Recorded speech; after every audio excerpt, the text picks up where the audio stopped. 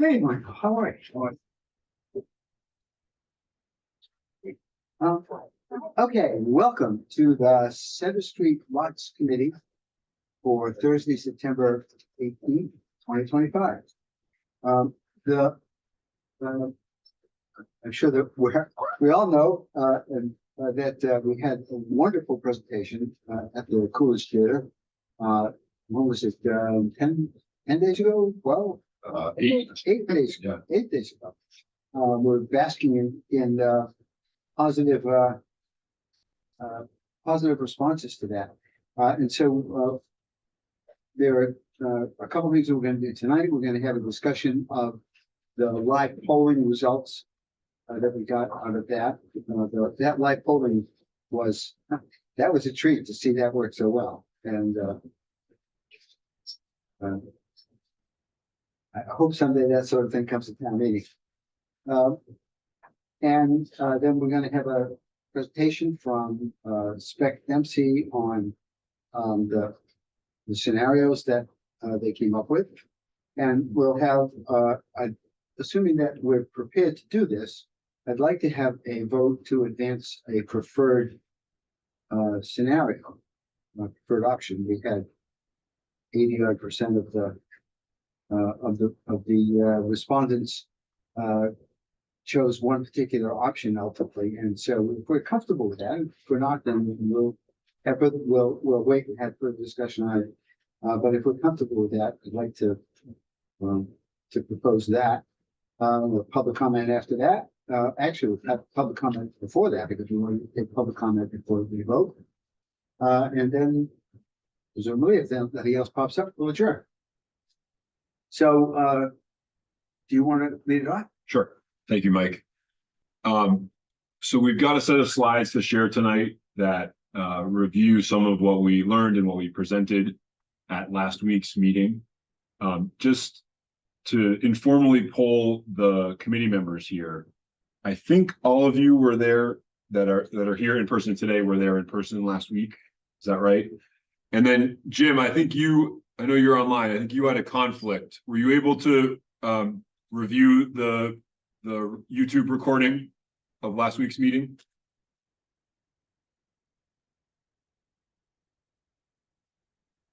Jim, if you're there, we're not hearing you. You're muted.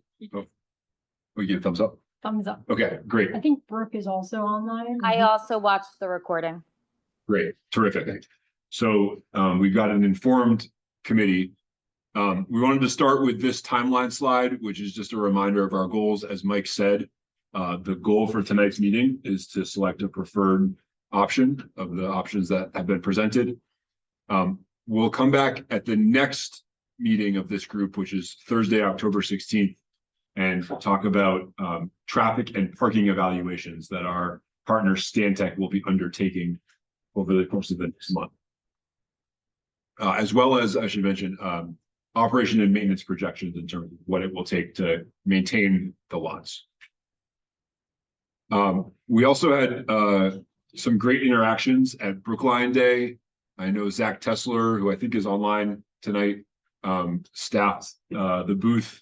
And one of the things that we asked participants at Brookline Day, especially our younger ones, is to draw what they think should happen, what should go in the Coolidge Corner lots, Center Street lots. And so you can see some great images here. This one says park with a playground and fountain.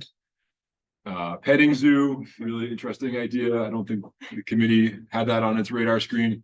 And someone who would like a pile of coins as well. So maybe that was someone on the advisory committee, actually. Yeah, empty the meters. What's that like? Empty the meters. Yeah, exactly. So that was a fun exercise, and we appreciate everybody who stopped by, and special thanks to Zach and Meredith. I think you were there as well for staffing the booth on a beautiful Sunday. You were all at the event, or you've seen the recording of the event. We were really grateful to have more than 270 attendees at the main theater in the Coolidge Corner Theater. And here are some images of slides that were presented and conversations that happened, and committee and staff who got together for a picture at the end. And part of that presentation was, of course, the live polling that we did, and we asked a whole set of questions about each of the options and asked people to then rank. So we asked, how do you define yourself in the context of Coolidge Corner? This was a multiple choice question. Lots of people that visit Coolidge Corner, lots of people that live in Coolidge Corner, and a smattering of some other categories. What do you love about Coolidge Corner? This is called the word cloud. So you could type in a word or a short phrase, and that would show up on screen. And so people talked about loving Coolidge Corner's walkability, its transit, its shopping, its food, the Booksmith restaurants, etc. We asked what you would like to see more of in Coolidge Corner. And people said things like housing, trees, green space, less parking, bike lanes, affordable housing, outdoor dining, diversity, seating, etc. We asked for the people's 3 most important priorities for the Center Street lot. So this was a choose up to 3 question. And green space, housing, and retail were the 3 most popular. Preserving parking was also a popular choice as well. And then we started talking about the various options that this committee had settled on and guided us to.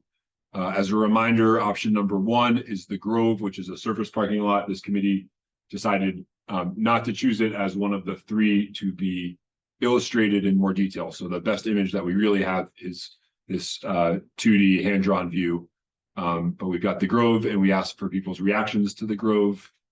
You can see some words like green, affordable, boring, missed opportunity, practical, feasible. And on a scale of 1 through 5, people gave it mostly a 2 or a 3. 5 being the best, 1 being the worst. I do want to say, somebody wrote in and said they thought that, your hand was on the scale in the words, and Catherine said, oh, now it's like blaming the rep. To me, part of the enjoyment and the humor of the presentation was that your hand was on the scale and it was so overt.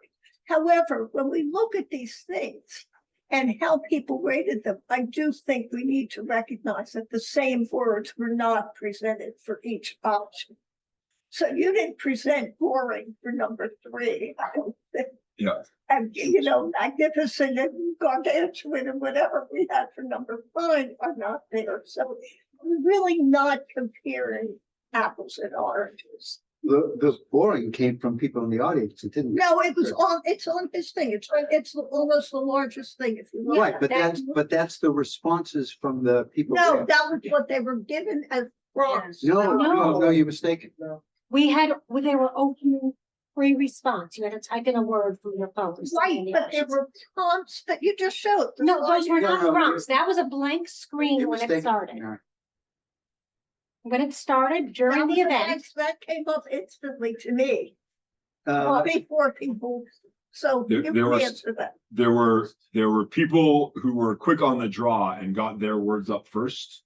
But as far as what we presented, it was an entirely blank screen, and the fill in the blank was entirely blank. We did not prompt And there any are words. 233 responses at the bottom.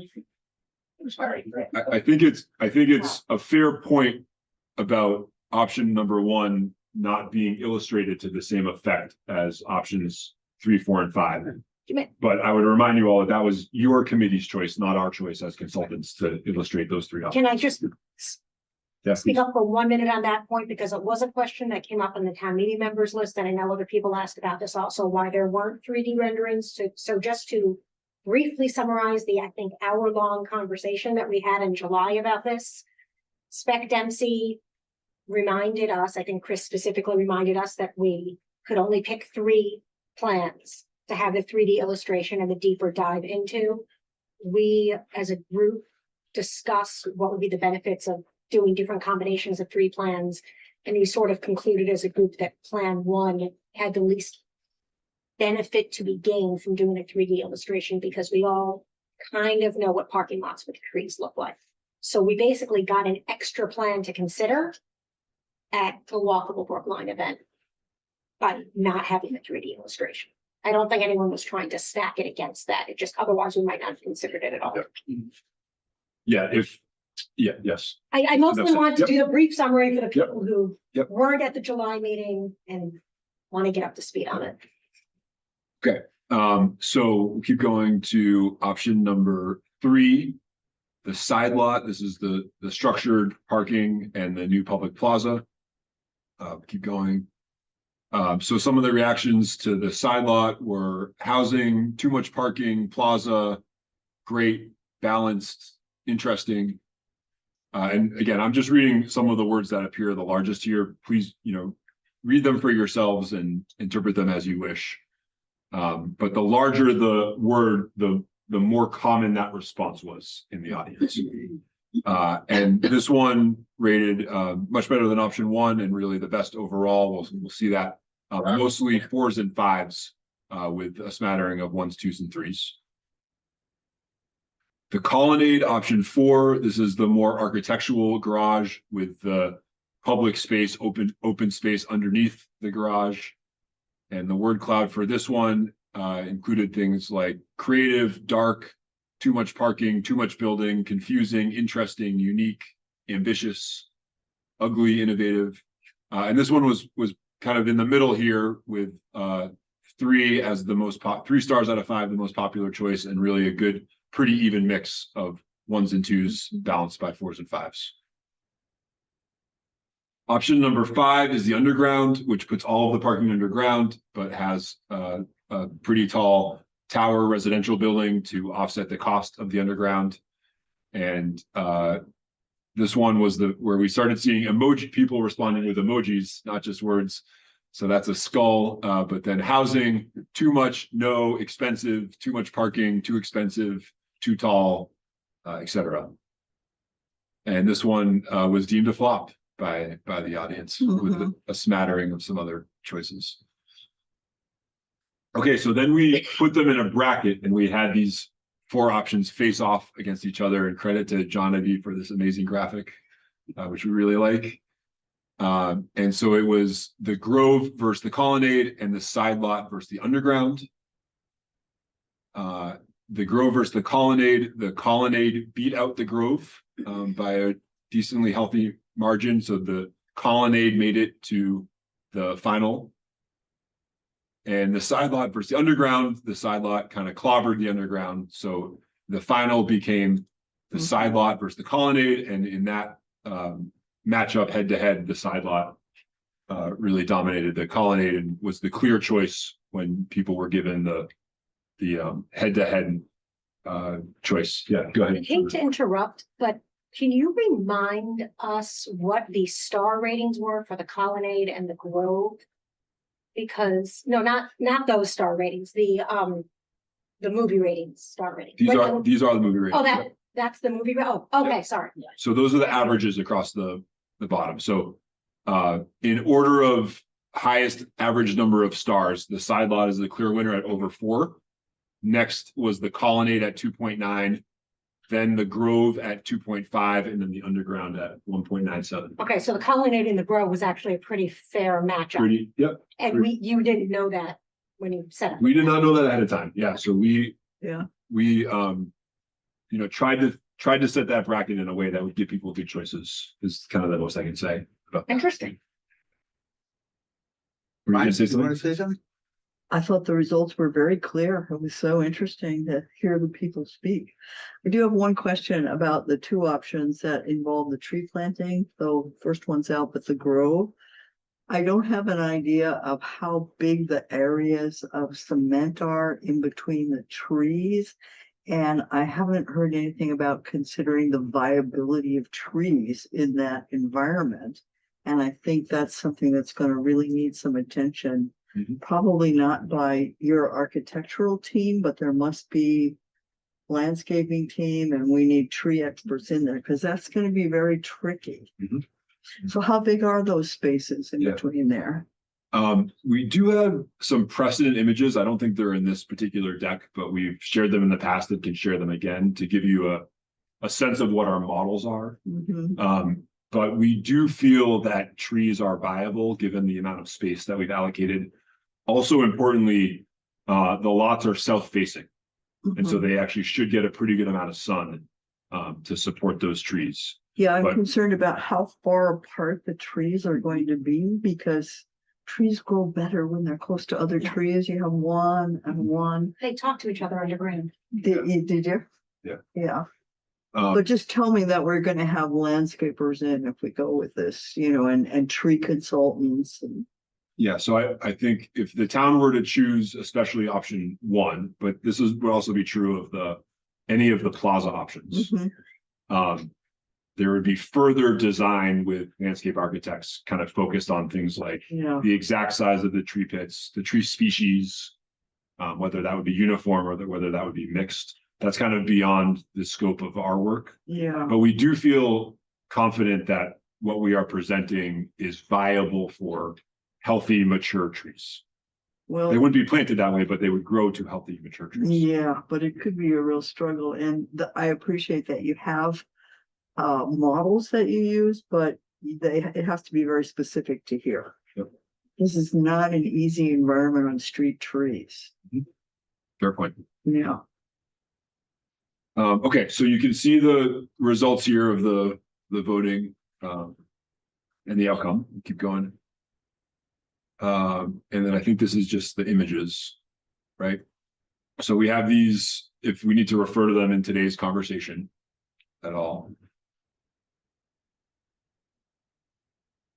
We also have a summary of some of the numbers behind these options. This was included in the presentation. A range of parking spaces, sorry, back to the last slide. Parking spaces, the number of housing units that would be produced, the amount of retail space, the estimated cost. We've talked about this in a prior meeting, and then estimated cost with some breathing room for overruns. Just So one what- comment, I think there's a typo for the Grove. I don't think there's any scenario where there's only 50 parking spaces. I imagine that was supposed to be 100. That would be 150. That's what I thought. I'm just, Thank you. again, Thank you. saying for the sake of anyone else. looking. Good Yeah. catch. Thank you. I think there's been some, we've had a couple of inquiries or emails from people saying, well, how could the town afford to do any of this, especially the construction projects where there's a garage and housing and so forth. The response has been, the response has been that we would be looking for a developer to partner with the town, front the funds, provide the money, and then take the revenue from the housing as the compensation. And the land would be leased, so the land would, town's ownership, but the value of that lease is, 99-year lease is typical. The value of that land being contributed is really the town's share of the project. And I think it's really important when we talk, we all talk to people about this, somebody calls us or something like that. It's really important to explain that with the possible exception of the Grove, which might come under the capital investment program, because it's not that big, although it's bigger than we thought it would be. These are all going to be financed by somebody other than the town of Brookline and the Brookline taxpayers. Yeah, these estimated cost numbers are construction costs of the public components of the plans, not the private components in terms of housing and retail, and they don't account at all for any revenue generated by the sale of those or tax revenue that's created for property taxes. Marion, did you want to say something? I guess not. Yeah. Okay. Are you comfortable with what I just said? I think that the town, if the Marriott is an example, Yes. the town does terribly in 99-year leases, and we have not, we don't get the parking we said we would. If that what there is astronomical. Inflation has roared past anything we're saying. An old Victorian that hasn't been worth anything is assessed at $4 million. I don't think we say, the town would be more than paying for it if we assessed that land the way we do for tax, for housing tax. So I'm concerned. Right, well, that's why I I think say we that. want to learn from Yeah. those lessons, because I share your concerns. Yeah, that's a conversation that we have to have with somebody who can advise us on, how to get the best deal that we can, for a land lease. I'll say this now, and then I'll raise it again. Yeah. I really think we need a schematic of the grove, of what the spaces look like. What, you know, when you talked about at one point about narrowing the distance between lanes, all I can think of was the atrium at Chestnut Hill, where you couldn't park your car, you know, without having an accident. But so, Oh, that was a garage, yeah. no, garage, the right. pink, that was the pink building opposite the Chestnut Hill Mall, where they gave you about 3 feet between cars. Oh, okay. So I- it's really, you know, I looked today to see how many trucks there were, you know, that they're large vans. We're not talking, Right, you know, we skinny beyond reality. So the question is, we need to look at it and really look at what's out there, what's projected in terms. Well, when you're talking about having narrower travel lanes and the spaces and everything, is that any different in any of the other schemes in terms of the sizes of the parking spots? And I don't know if that question makes sense. Sorry, ask that again. Okay, let me think of it. Sure. I'm just trying to answer Marion's question. I'm trying to understand what it is we're trying to learn from having a different schematic of the grove, which we don't have right now. And if the question is about changing the size of I think it was the aisles between spots, not talking about the sizes of the spaces themselves. Is that any different if we instead were to build option 3, option 4 in a garage? Or are those also going to be the same Yeah, so narrower than what we have now? any scenario is going to be narrower than what we have now. What we have now is wider than standard and not an efficient use of the space, given how valuable those parking spaces are to Coolidge Corner. So we would not, I mean, certainly the town could make a decision to keep that width for the ease of parking, but it would not be a recommended approach, even in the Grove option or any other option, because it's not an efficient use of very highly valuable space. you did have you had a photograph of a lot that was set up that way with trees at some point, and I think it might be useful. Because Marion raises a good point. It's difficult for some people to visualize, well, what does this look like in the spaces there? It would be useful to include that photograph along with the plan view. Because I think that would help people who aren't used to translating the plan view in their minds into 3D. We also, just to underscore and repeat that, in terms of the scope of Spec Dempsey's work, you know, we were scoped for the development of 3 concepts. So, you know, we don't have funding within the scope of this current work, nor do we have funding teed up for like the next fiscal year to invest in an additional schematic of. So this is the first time I've heard this. I mean, I heard when we had to pick 3, but it wasn't in terms of the scope of the work. Yes, it was. No, we No, did. maybe I missed it. So we have, I find that right. What we actually talked about was that it's a relatively low, I mean, there are people in town hall who can do some of this work, was what we had talked about, No, whether. it's Not the imaging, but the pricing. Yeah, just understanding some of the stuff you're talking about, We- but we did talk about it. so we have, this is basically sitting on top of a computer aided design Yeah, of course. document Yeah, Right. that gets to the, you know, to the inch in terms of the width of these lanes. right. So I don't have them off the top of my head, but we can go back to our design team and say exactly how many feet. Yeah, Were you you had that estimating? herringbone Correct. parking arrangement, and Correct. that was, you know, and that plus removing the medians provides some additional space. Yeah, but you will, when we share that, you will see that it is sort of the standard for surface Yeah. parking lots in the US. It's not narrow. What we're proposing is not any narrower than a standard surface parking. Len? We had 2 big events in Coolidge Corner recently. More walkable Brookline. The theater was packed. Brookline Day, over 10,000 people attended. On both days, the Center Street lots were full and the Courtyard Marriott garage was mostly empty. We don't need to build another garage when we already have one, an empty one. General Manager of the Courtyard Marriott, Megan Murphy, said to me, We want everybody and everyone to park in our garage. Our ownership is looking for better signage. Zach Tesler cracked the riddle. People are trying to park in the Iris Hotel garage, which is not open to the public, while the Courtyard Marriott is. It also costs less than or equal to the Marriott parking, than Brookline meter spaces for up to 3 hours.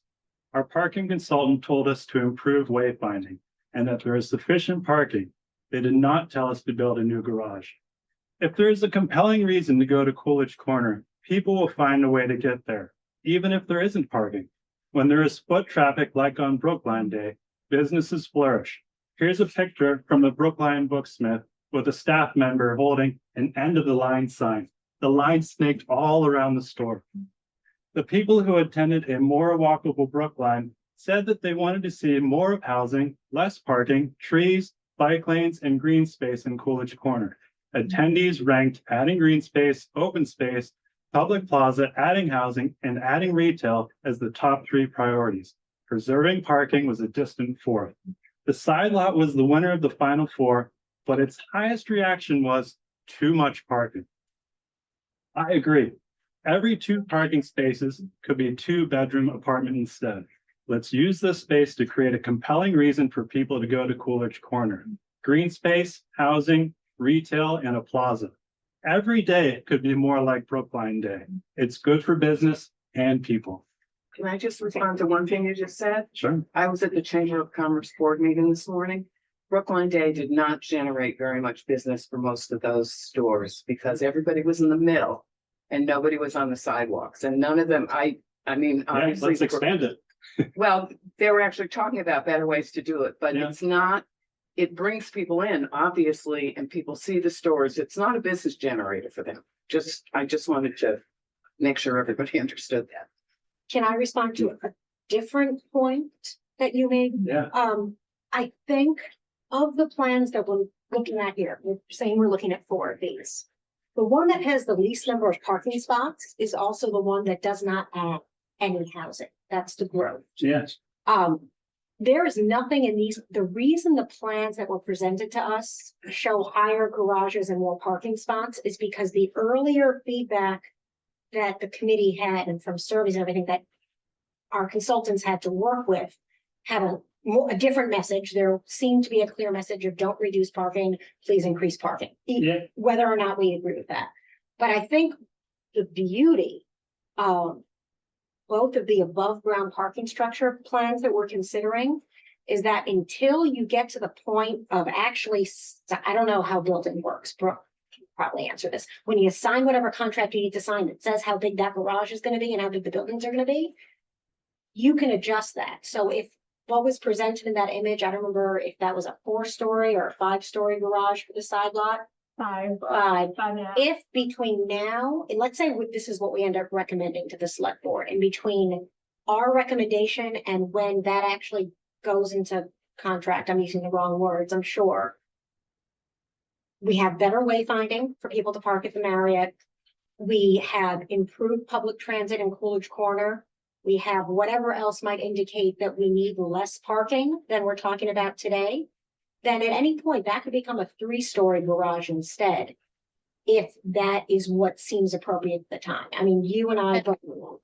An interesting add-on to that, and this is definitely not like the most cost-effective approach to designing a garage, but we do have projects where if you want to preserve flexibility in the future, you can over-design the structure. So let's say when this got fleshed out and designed, the thought was that we only needed a 3-story garage in Brookline at this point in time, but you wanted to preserve the option to have a 5-story garage if the population grows, if there's more of a need for parking here as compared to some of the other locations that we are currently considering in the future. If you designed the foundations to support that, which would be more expensive, you can like keep that option open in the future. Which considering how much our, community grows and change over years, like that, is a way to kind of keep the door open if that was something of interest. Okay, and then presumably, I guess, Brooke, at what point in the process would we as a town need to make some kind of decision about, yep, this is how much parking we'd want? It depends how much, like how you're structuring everything. So again, if you're like negotiating with a developer and the way it's set up is that they are the lease rate for the land is meant to offset the cost of parking, and it's assumed that that's 5 stories of parking, and then it ends up being less than that, then that deal becomes somewhat uneven. Um, but I think there's a lot of steps between where we're at now and that. Okay. An RFP would have to go out. We'd have to have, a full architectural team on board and structural engineers really like looking at what's feasible before you can kind of make some of those decisions. One of the things that I think it's important to remember is that we have an analysis by Stantec of the parking needs and the traffic impact of the scenarios that we're presenting.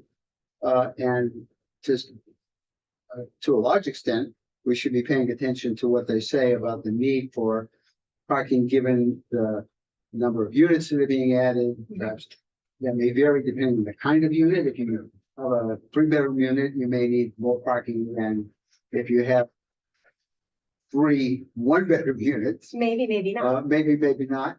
But anyway, that's a matter of having somebody look at this and tell us what the traffic flow is likely to be from the various configurations. Right. But I do- Where is this analysis? Yeah, that was one of our early meetings, the parking analysis. There will be a parking next in our next meeting. Next month.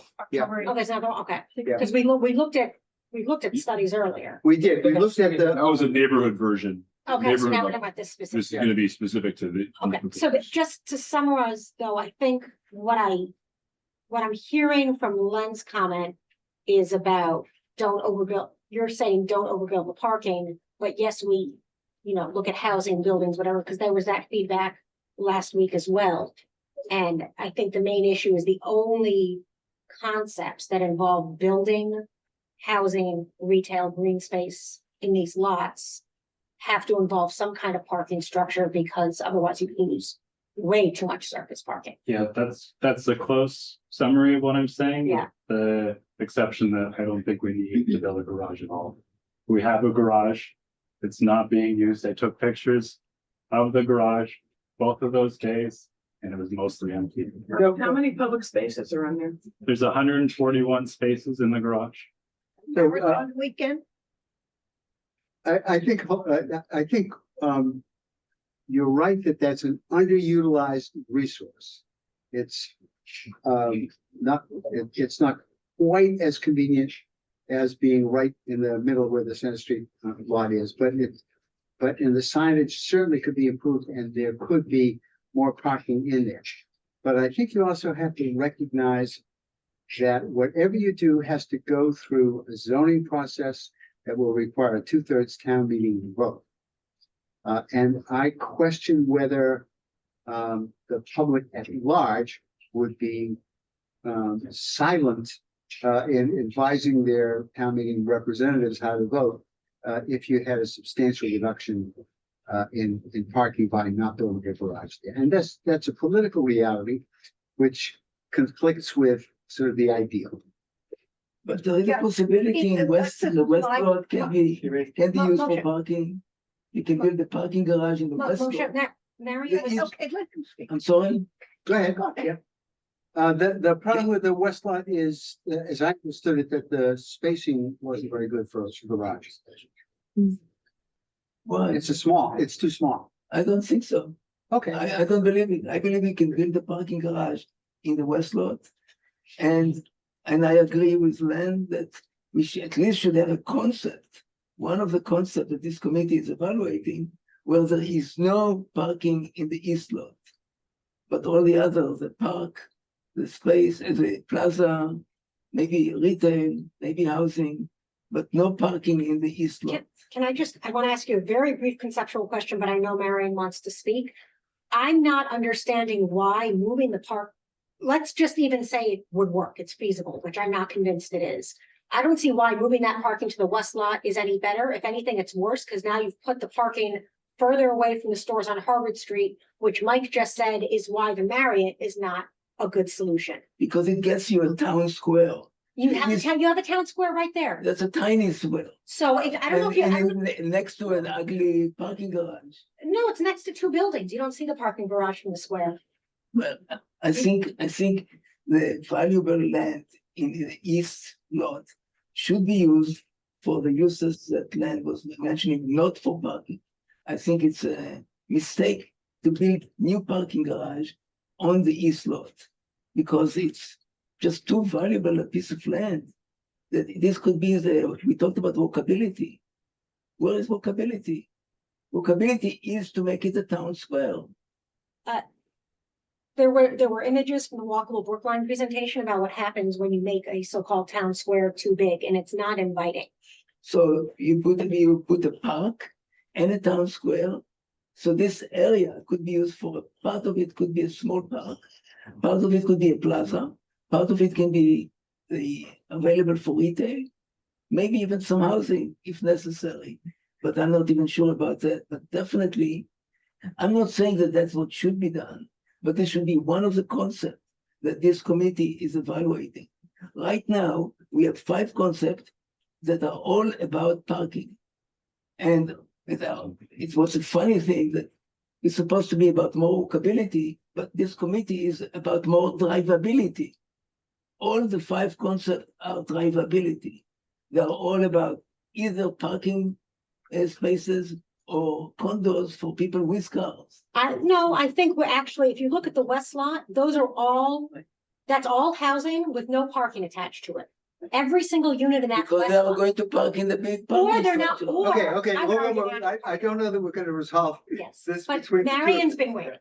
So, Marion and then Gary. I want to say what I've said before, this is not new.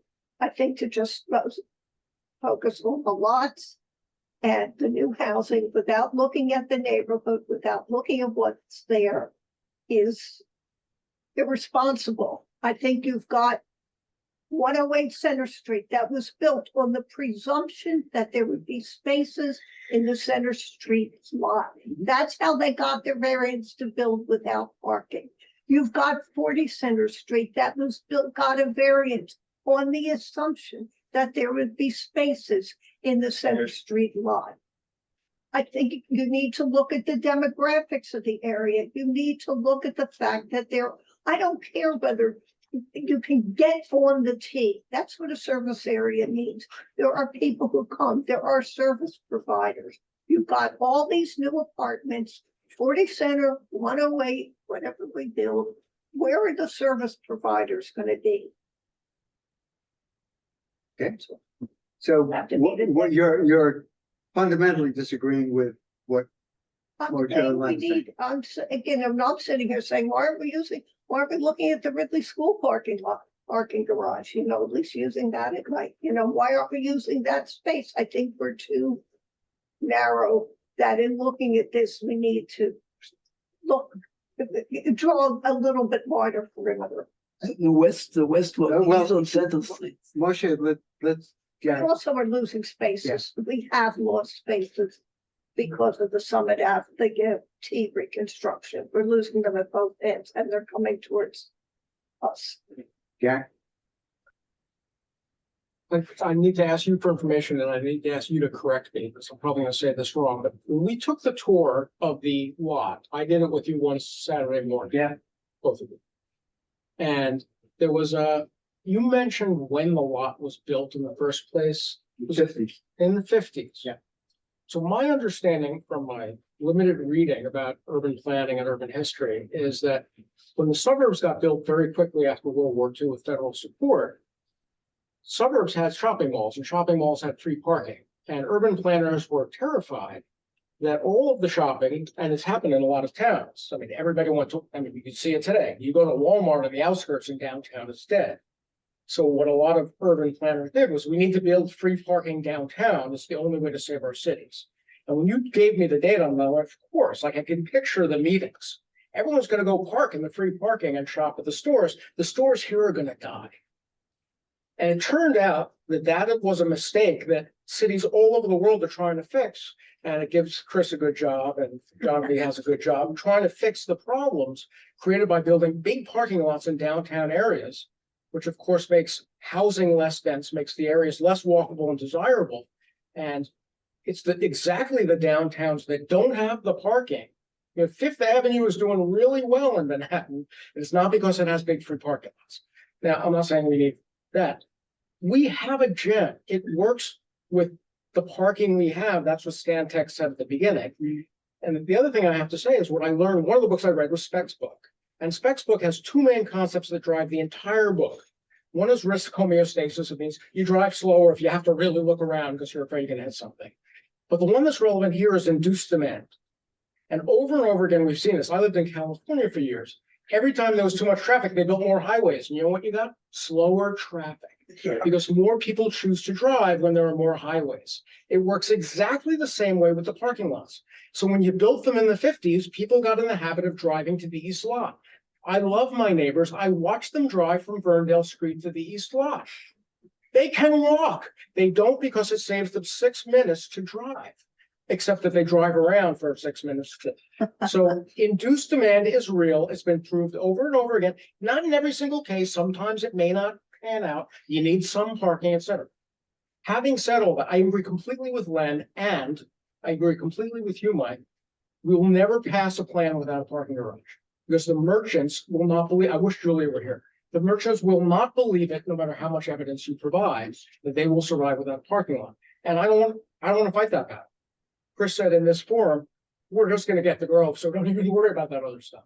I think we may get to the side lot. And if we can get the slide lot, we're doing a favor to the future because we're undoing a tragic mistake from the 1950s. That's the end of my rant. And we also, when we add the housing, we add the plaza instead of using. We had a plaza. People love the plaza. That's why they don't like the Coliseum. And Look at it. It's beautiful, right? And we also have, we as a town have a period of time from our recommendation this year until this gets all the way to some kind of contract, which many of us are aware will take a period of several years. We have all, I was giving people estimates on Brookline Day of 2 to 10 years, which I think was reasonable. I think 5 to 10 is probably a better. It's trying to sound optimistic, Yeah. but yes, 5 to 10 is more realistic. And that means that we have those years to work on wayfinding, to do parking studies, to figure out what actually makes people drive or not drive, and then adjust the number of spots if we need to. Just, And then Len, yeah, just one other factoid. Although it's a little mushy, but the work that we did on viability and vibrancy a number of years ago and talking to the Coolidge and most of the other businesses that people drive here to come for, Brookline does not have a big enough population to support the retail that we have in Coolidge Corner. People have to come from other places and they're not all going to be able to take the T. And we just need to remember that when we're talking about parking. The Coolidge, I believe, would say that if there wasn't a place to park here, they certainly wouldn't have built new theaters. And if you ask Julia or David Lashinsky or any of the retailers, they know where their customers come from and they can tell us. So we need to keep that in mind. Len, So I'm not saying get rid of all the parking. I'm saying let's use what we have first. Yeah. And then also, if we're concerned about whether or not this will pass town meeting, do you all see value in doing a straw poll for town meeting about their preferences? I wouldn't do that in this upcoming November town meeting. Straw poll on the listserv, not a warrant. I think that's dangerous, especially when you consider that the makeup of town meeting can change dramatically before this gets to town meeting. But once you have data like that, people are going to keep arguing and spinning their wheels in that straw poll. And I think we have many things to discuss and refine and other types of public input. well, so having, I don't recall, are you a town meeting member? Yes, Okay, precinct 11. So, you know that a great many people, at town meeting, express opinions without necessarily bothering to inform themselves terribly well about that. You would, And I think a straw poll is just, it's an invitation for gathering opinion without educating opinion a bit. Just the presentation that we saw at the Coolidge and this as it goes along are really wonderful education tools. What Jeff Speck was doing was educating people into the concepts that Gary has mentioned. And you're right, those are the two core concepts. And I thought, personally, I thought the one where he said that that drivers are interested in being able to drive fast. And so what ends up happening is they end up speeding from one red light to another. That was, and that's fundamentally why we have been doing traffic calming in this town for about 23 years. Anyway, I think that it's a mistake without making a proper presentation at town meeting to ask for people to vote. And as I say, if you've been there, you've seen some of the same kind of thing, especially if you look on the listserv. Okay, go ahead, Maya. As I told you, I'm gonna have to leave early, which is unfortunate, but I did want to raise one thing that's we've only considered somewhat marginally, and when we went through the plans last meeting and time before, I think there was a little bit about treatment, and we didn't know much about what was treatment of the parking garage and how a garage looks from the outside. And I too have read both the Jeff Speck's books since we got into this, which I think would be great for everybody who hasn't. And that was a big deal. Like, what does a parking area look like to the people who go by? And the side proposal also covers that pretty well. It's got this green side and the trees. So I'm very inclined to that, as are most people in town, apparently. But I'd love to hear more about the treatment thing. Yeah, just to add to that. So you may remember Jeff saying that we don't like putting the parking garage facing the street. That our preference would be to hide it entirely.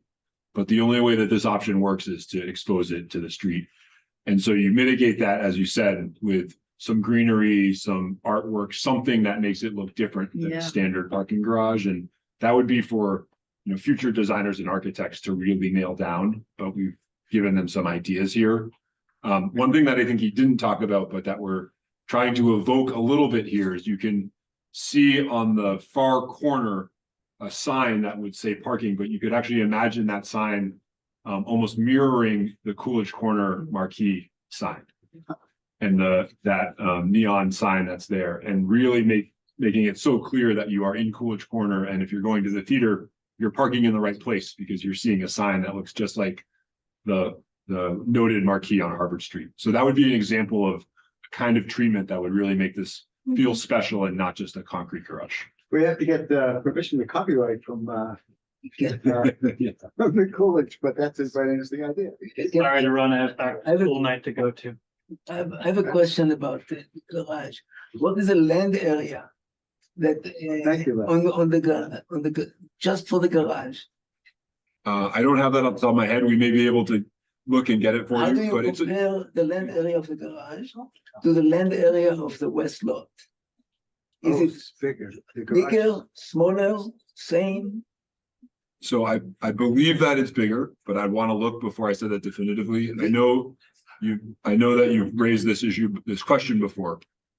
We did look at the west lot and we determined that the amount of space that's required for ramps there, because of the tight geography, it becomes a very inefficient structure. The other thing that it does, and that we are focused on walkability, is it really harms the connection to Winchester Street, because you have to use essentially the whole block for the garage. And that means rather than walking in open air, you'd be walking sort of through a garage to get from Winchester Street out to Center Street. And so with those two factors in mind, we did look at them, but then we ruled it out as the best option. Did you look at it with the way the axis? So, I mean, are you talking about using only that area for that building or the entire area, including the housing here? We looked at the entire area, and even that, the efficiency is not great because of the space required for ramps. What is it? Can you send numbers? Like, what do you mean by efficiency? I mean, how much space is being lost?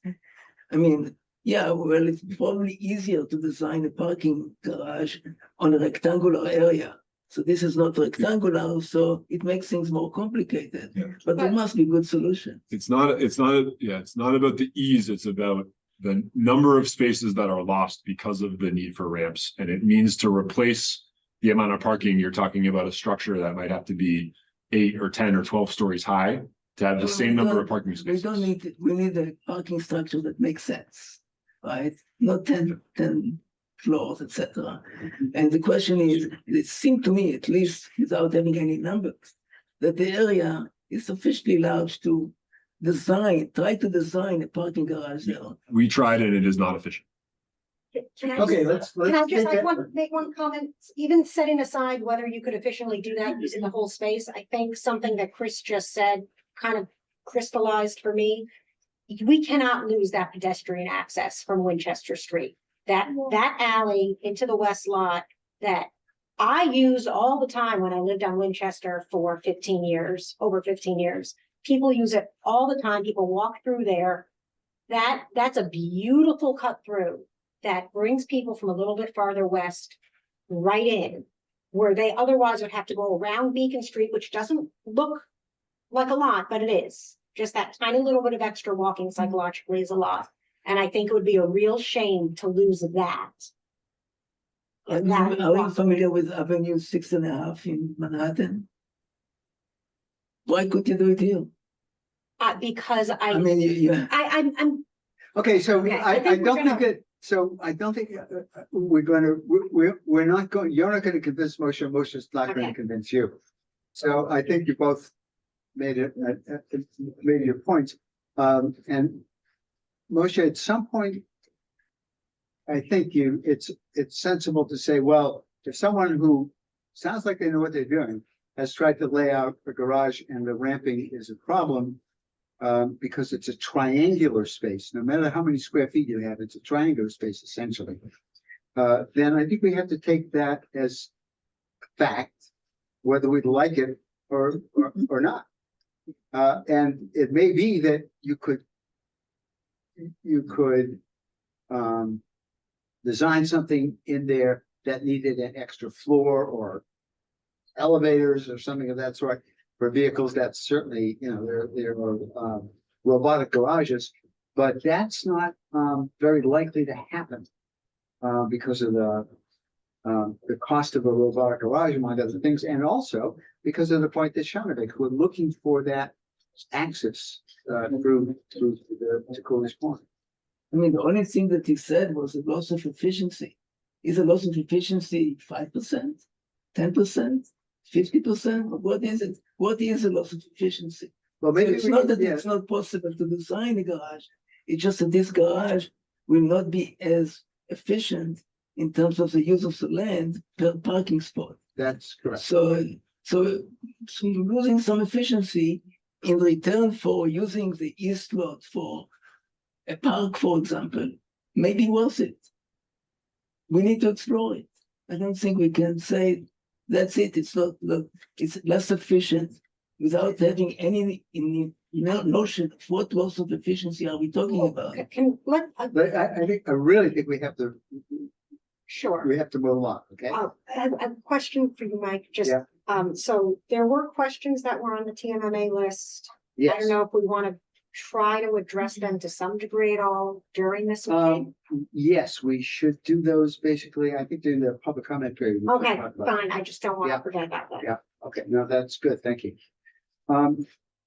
Do you have, what else have you got here? I think Because we we've shown basically pretty into much the- all of our slides. Right, So yeah. you can consider our present, I mean, Where does the this was farmer's also shown, this is market go? informal. And which one? I'm sorry? Where does the farmer's market go? And Farmers which market one? would go on the plaza one day a week, which is the sidewalk.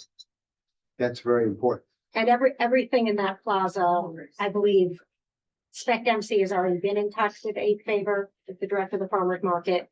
And I believe that our recommendation to the select board Thank you, would Mike. involve continued communication with the farmers market. We have confirmed that this fits the farmer's market. It would have two aisles like the current farmer's market does. It would actually add a couple of spaces. And I think importantly, it would have things like outlets that the farmer's market has been asking for a long I time. don't know, trucks, it's gonna be wide. Is that? They all drive trucks. Yes, yep. We've mapped the current stalls and mapped them onto here and they fit. Okay. Anyone else want to say anything at this point? You asking for public opinion? Well, yes, we do. That's the next thing on the list, if you'll just give me a moment. And, okay, we're all done as a group. All right. Yes, all right. So let's take public comment.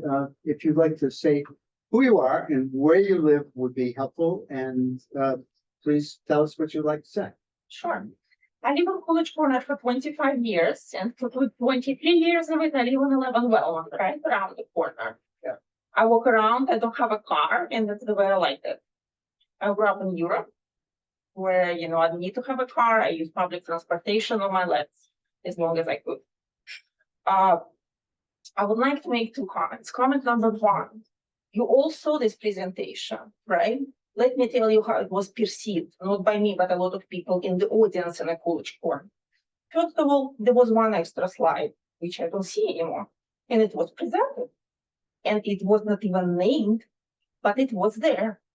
The slide where there's a group and there are row houses on the other parking lot. This was option presented to all of us at Coolidge Corner, and we never voted on it. And at point number two, when you go to voting, you have to answer questions. You fail to ask our questions. Lots of people have questions, but you jump into voting. I don't actually think that the numbers that you're showing is really sufficient. Because if you let people to ask their questions about all the presentation that you have, you will have a different voting. I can guarantee you that. Anyone else? Yes. My name is Hudson Doyle. I've lived on Summit Ave for 43 years. And I walk from Summit Ave to Coolidge Corner all the time, for example, through the cut through. And I just personally want to read. According to the poll taken at the theater, the most popular priority in the discussion is the public plaza. So it would be a tragedy if we are unable to deliver a plaza in Coolidge Corner. And it does not seem to me that we need to effectively permanently privatize what precious little public land we have in Coolidge Corner in order to achieve that result. We can deliver a result people have proclaimed without too much expense or a big shakeup of the status quo by creating what I would like to call the Coolidge Corner Plaza, right behind the Coolidge Corner Theater. I believe we should entertain a concept in which we take the 8 public parking spaces behind the theater and the public green space that goes over to Center Street to create a plaza that does not disrupt the situation too much. And it can be done in conjunction with the other improvements around the parking lot suggested by the Grove option, for example, with no need for high rises or a parking garage in order to create a plaza. The new Lyric Plaza at Mass Ave and Newberry Street is a good example of the kind of plaza I'm referring to. Seating and tables and green space for humans to exist and enjoy products from nearby businesses away from traffic. It also does not disrupt the farmers market, for example. Again, we only have one piece of public land that we can use for a plaza in the downtown of Coolidge Corner, whereas there are a multitude of parcels around Coolidge Corner that are available for residential development, like the Waldo development on Pleasant Street already in progress, for example. So I see no reason why we would consider forever sacrificing our invaluable public space for residential use when there are so many other places where residential developments will inevitably arise. Also important to recognize that for parking, we're underutilizing the courtyard Marriott space. So the 8 spaces I'm suggesting removing, I don't think is significant. And I also think it's important to point out that in creating a plaza, I believe that it will help to stimulate abutting businesses to adapt their existing buildings to serve into the plaza, like a coffee shop, cafe, bakery, ice cream kind of thing, that will make the plaza even more valuable to residents. The sandwich shop in CVS, for example, will definitely benefit from this plaza space that I'm referring to. And so it's not necessary for us to build new buildings in order for us to get commercial development that will serve the plaza space. I think the abutting properties will want to exploit their strategic advantage, strategic location soon enough to modify the posterior of their buildings to serve into the plaza. So I don't think Brookline needs to call for more buildings, more densification in this public space. I think it would be a tragedy to lose it. I think if we build it, businesses will come to it. Okay, thank you. Yeah, so I have somebody on the line, and then I'll come to you, sir. Joey, Alasmar on Zoom. Yes. Oh, is my camera? Okay. I am a Brookline resident. I live on Beacon Street, a little bit further down from Coolidge Corner, and I frequent Coolidge Corner. And I think that we need to look at the options in terms of the longevity of how far down the line these are gonna, like, what the benefits are gonna be far down the line, right? I'm young.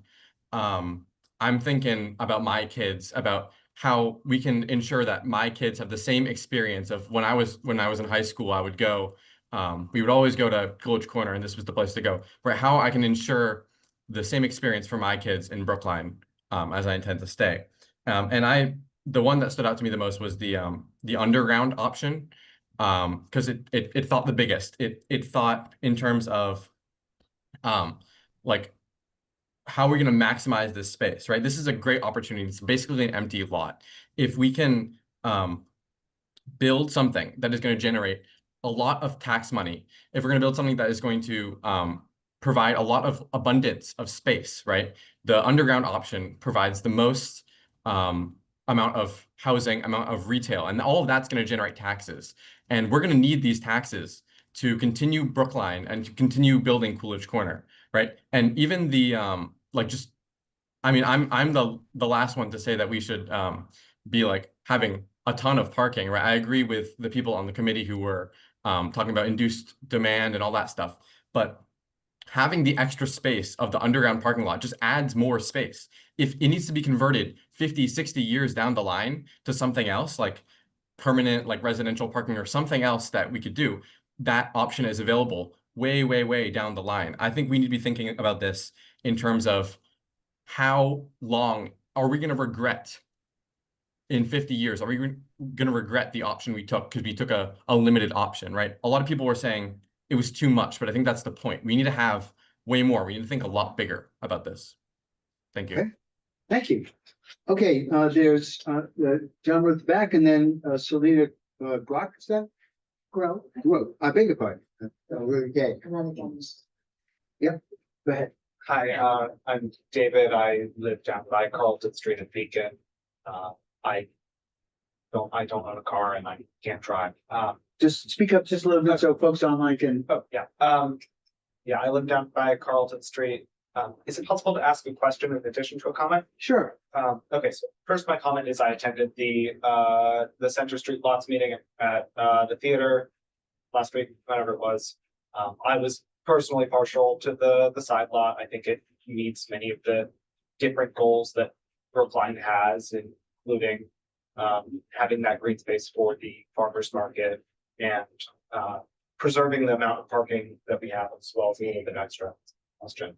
And personally, most important to me is the amount of housing that we're adding, given Brookline's significant demand for housing. I don't think these are high rises. I think this fits in with Coolidge Corner and is also going to help us pay for the other additions to the area. So I hope that is what this proceeds with. My question was just sort of when you look at the two proposals, and once you pass the road, the number of parking lot or the parking spaces relative to what's currently here increases by 50% for the side lot when when it would only be adding 90 to 110 housing units. And I remember distinctly during the presentation, there's plenty of demand in Coolidge Corner for units without parking minimums. So I just was wondering what the rationale behind adding even more parking capacity to what's already there. And in addition to what this committee is also working on with like wayfinding and with the Marriott parking garage. Yes, thank you. Do you want to take a? Yeah, Go ahead. it's a good question, and let me just focus on option 3 for the moment, and I'll try to give kind of the simplest example here of how we thought about this. So there's roughly 200 spots in the 2 lots combined today, and this committee encouraged us to not take away parking, so to have the same amount of public parking. And then you look at, again, option 3, adding around 100, maybe up to 110 housing units with the 300 to 330 parking spaces that would be created in option number 3. You're replacing all of the 200 existing spaces, and then you have basically 1 space for each of the units that are created. You're very much right that there is interest and demand for housing in Coolidge Corner that does not have parking. But we wanted to roughly match up those numbers where we could. The other thing to remember is that in a parking structure, your parking amounts come kind of in chunks. So it's actually hard to go from like 330 to 360 parking spaces. You're going to probably bump up by 60 or 70 spaces as you add a floor or a level of parking. So your next jump might be to 380 spaces or 400 spaces. I don't want to claim that this was an exact science. We don't have a spreadsheet behind how we arrived at those numbers, and that's in part why you have ranges here.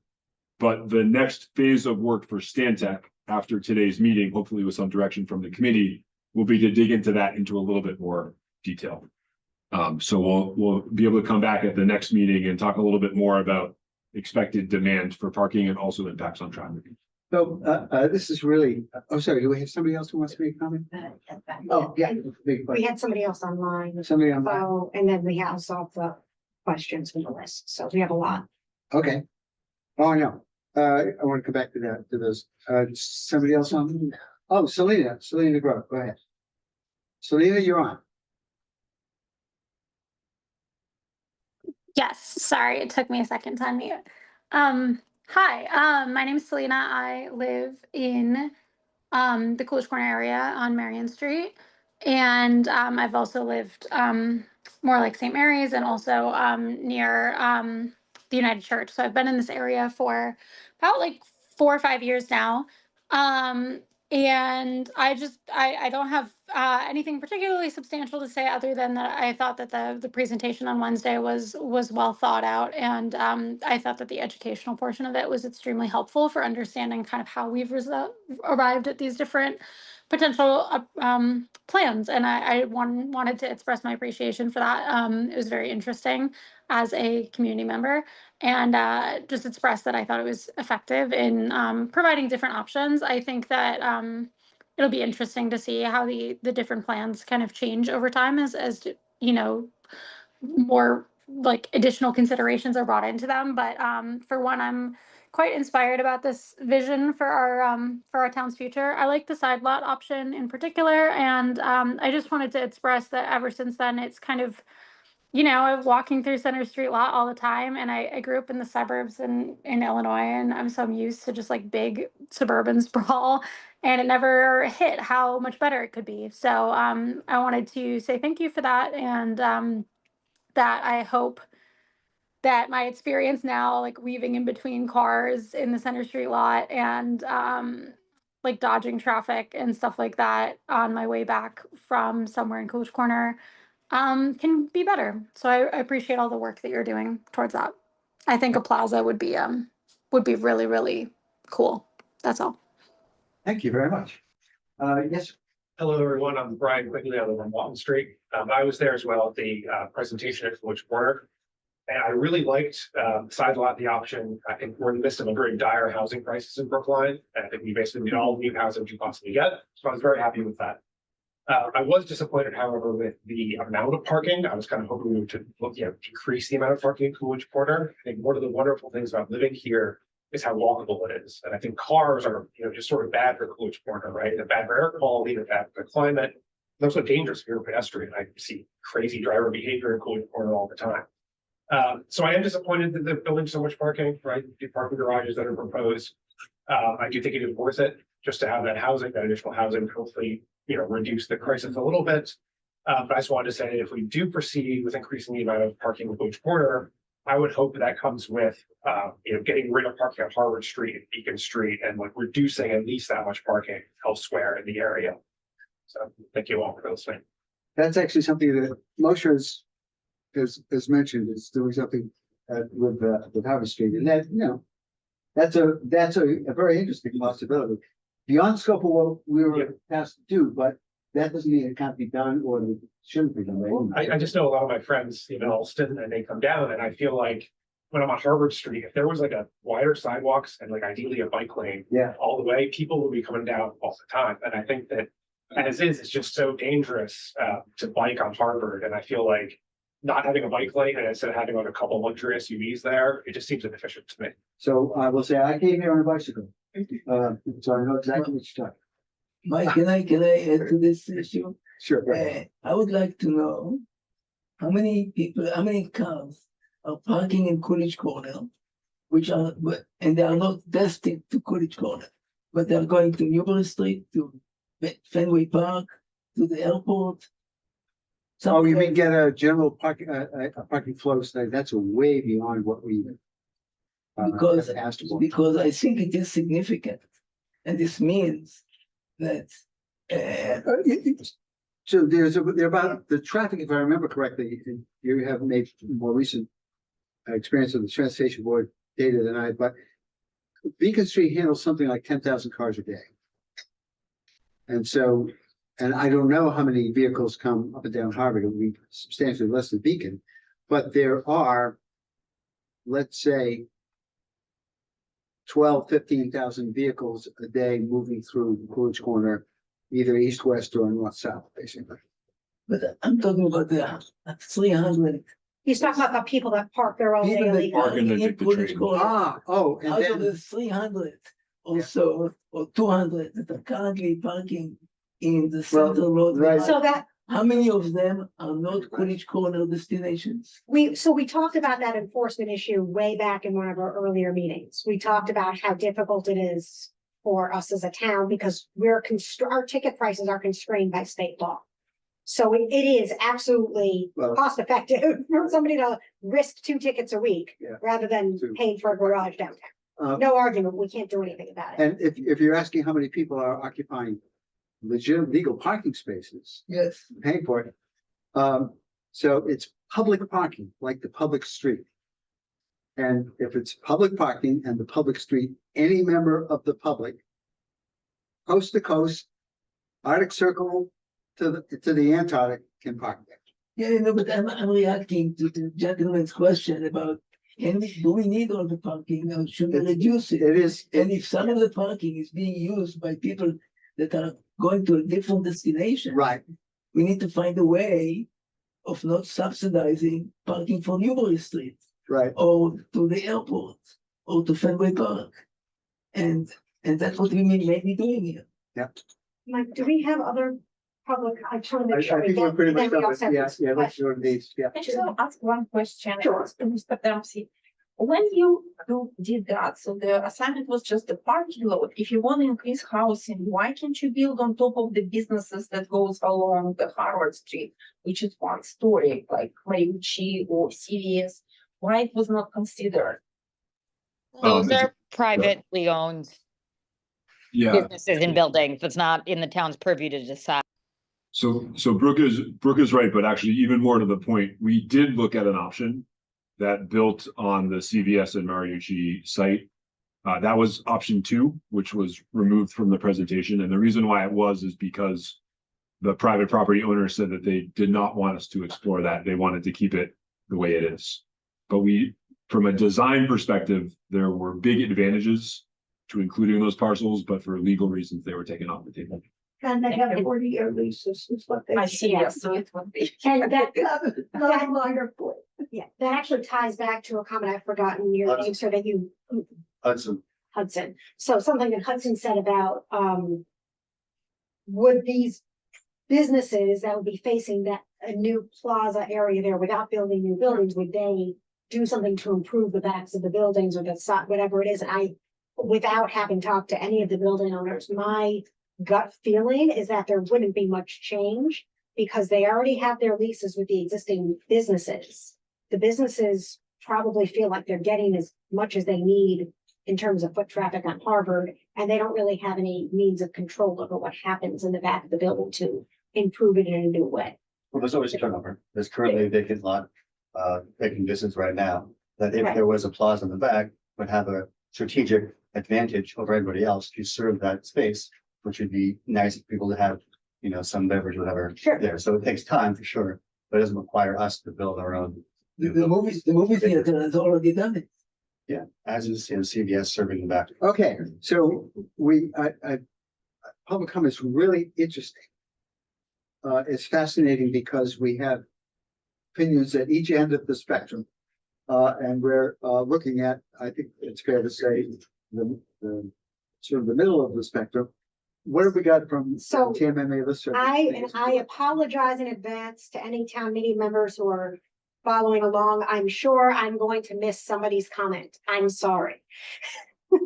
And so the first thing that I noticed is that actually Linda Olson-Pelkey forwarded an email from Janet Gelbart that I think may have been partially answered. Should I just read the whole email, Mike? Is that all right? It's a Okay. long email. Well, okay, I- the first part was, I think we got to a little bit already. Why was option one just the top down? And I Yeah. think we've explained already Right. because of our constraints. And then There were I four- spoke about the financing. Right, so I'm gonna I can read through them I quickly. should read them though, to Yeah. know what people are thinking. Janice is on the finances. Sure, okay, The that's fine. finance So- committee, I think it's- So the first question was, given the town's financial constraints, what is the timeline for adding any changes to the lots to the CIP? That's Capital Improvement Plan.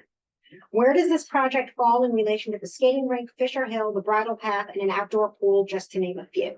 And I think, as Mike stated earlier, while certainly anything is possible, a very likely approach would be a public-private partnership.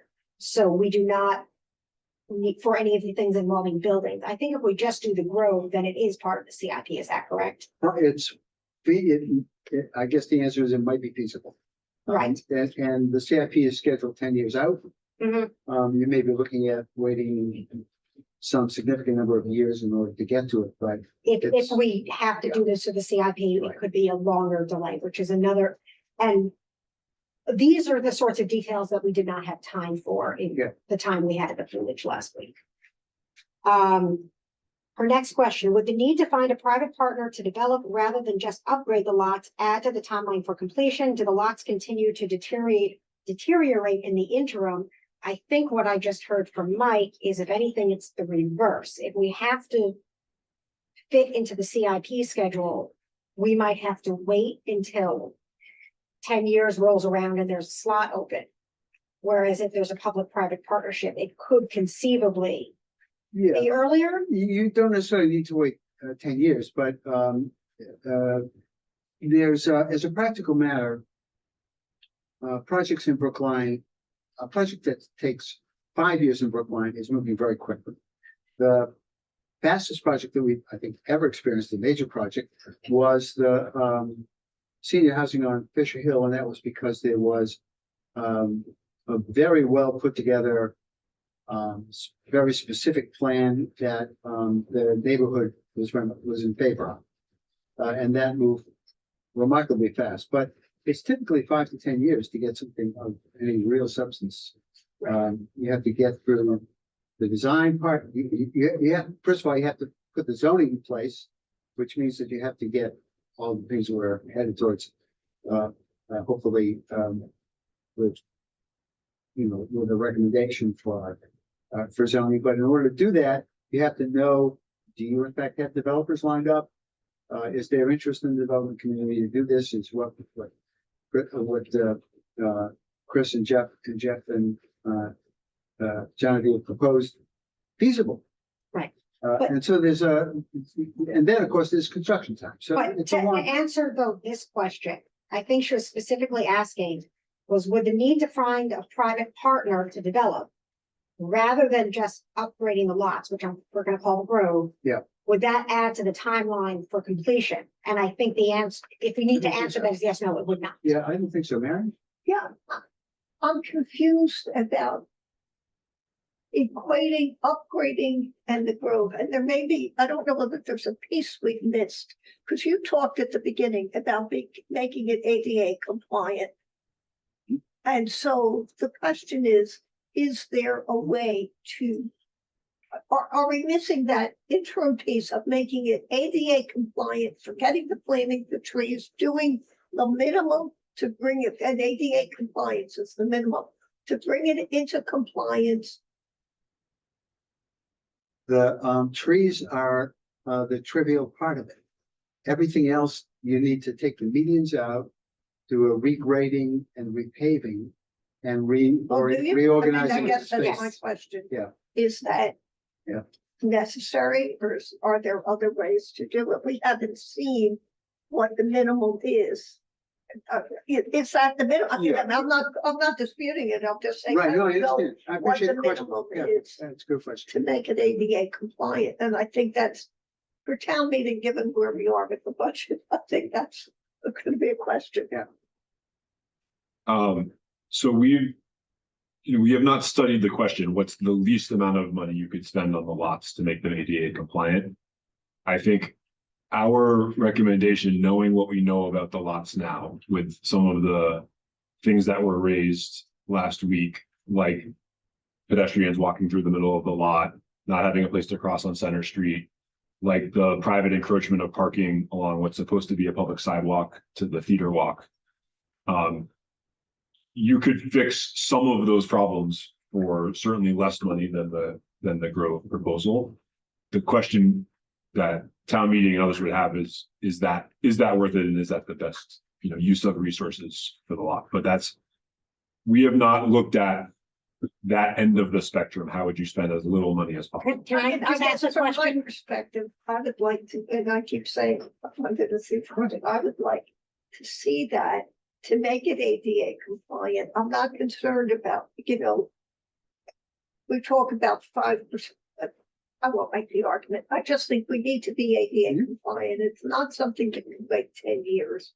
Where, and to my knowledge, having lived there for 37 years, there haven't been accidents in the parking lot. Yeah, we'd like it to be whatever, but it's not a high accident area. So, I think it's a piece of work that we think they would want to do. May I ask Chris, because I don't know, in terms of ADA compliance, is there a way for the lot to become ADA compliant without doing something to the medians? And is there a way to make it ADA compliant without losing parking spaces? I'm not sure about the first question. Almost definitely you are removing some amount of parking to make it ADA compliant. And that, again, that could include what's currently sort of private encroachment onto the public space along that public sidewalk. But we did not do this exercise we are not expert, we have understanding of ADA compliance, but we are not technical experts on exactly what would make this lot ADA compliant. We know everything that we're planning would be ADA compliant, but we have not looked at this with the lens of saying, if you were only making ADA compliant, what would you? So Okay. the compliance requires, probably removing at least some of the median. Once you start to do that, you also lose some parking spaces. If you want to recover those parking spaces by changing the configuration along the lines of what Spec MC has proposed with a diagonal sort of a herringbone pattern and narrowing the lanes to the standard lane, you do have to remove from all of the meeting. And at that point, the only thing that's left are the trees. That's the only expense and the. Yeah, and the I additions. don't know what, like, I think they need to.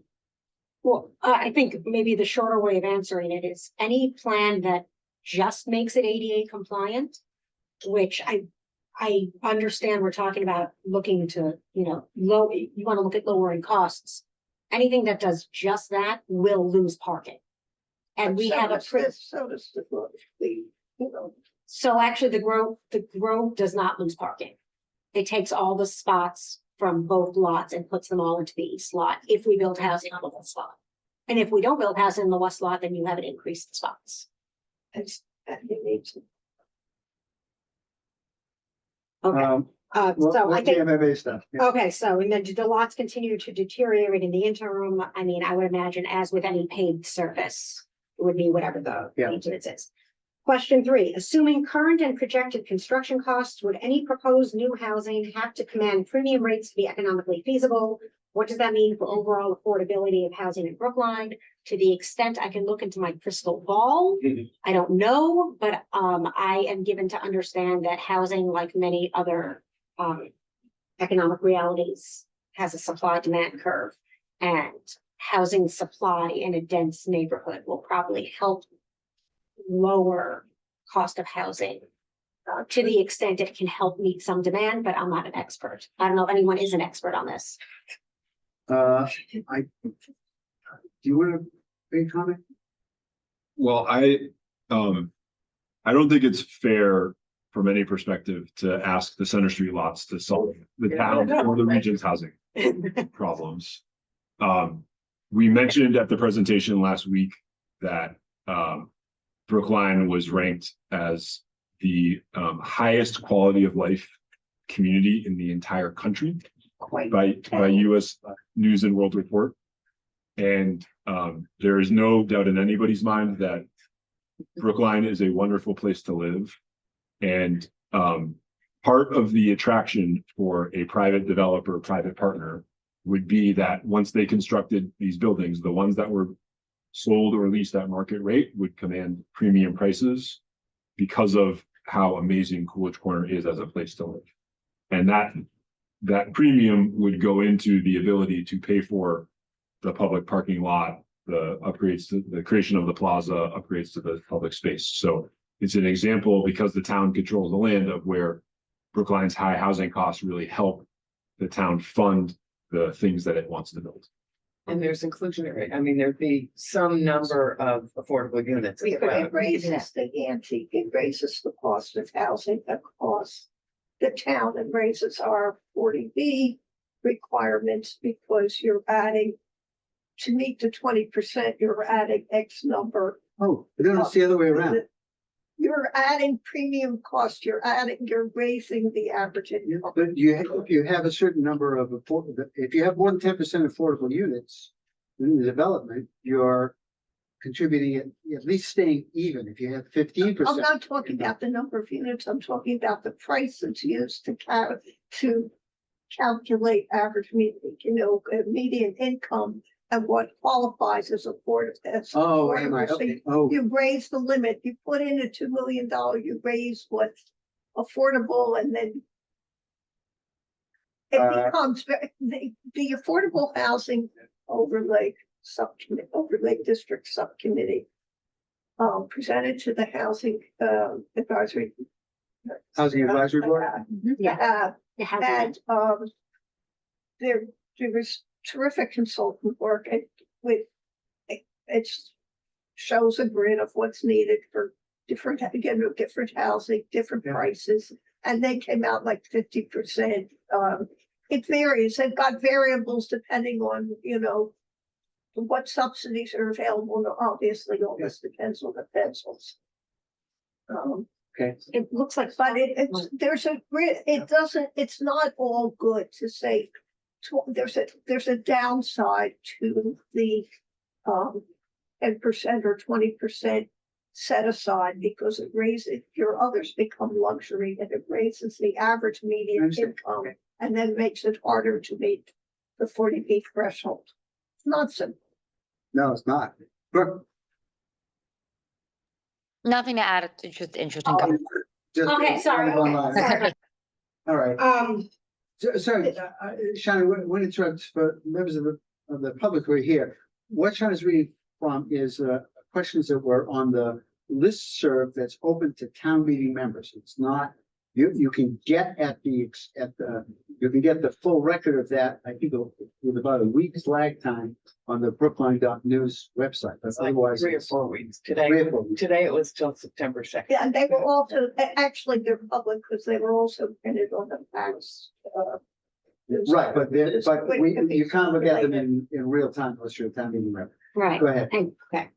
The fourth question that Janet sent was, can the town ensure that a private partner will maintain sufficient public parking at the same hourly rates as the town?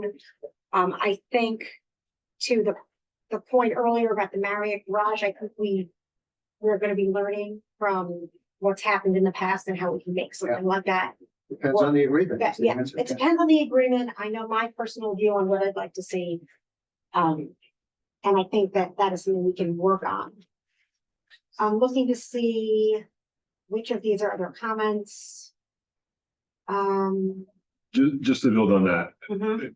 it's very clear that the town could put into an agreement with the developer whatever it wants to say in terms of parking rates and parking availability.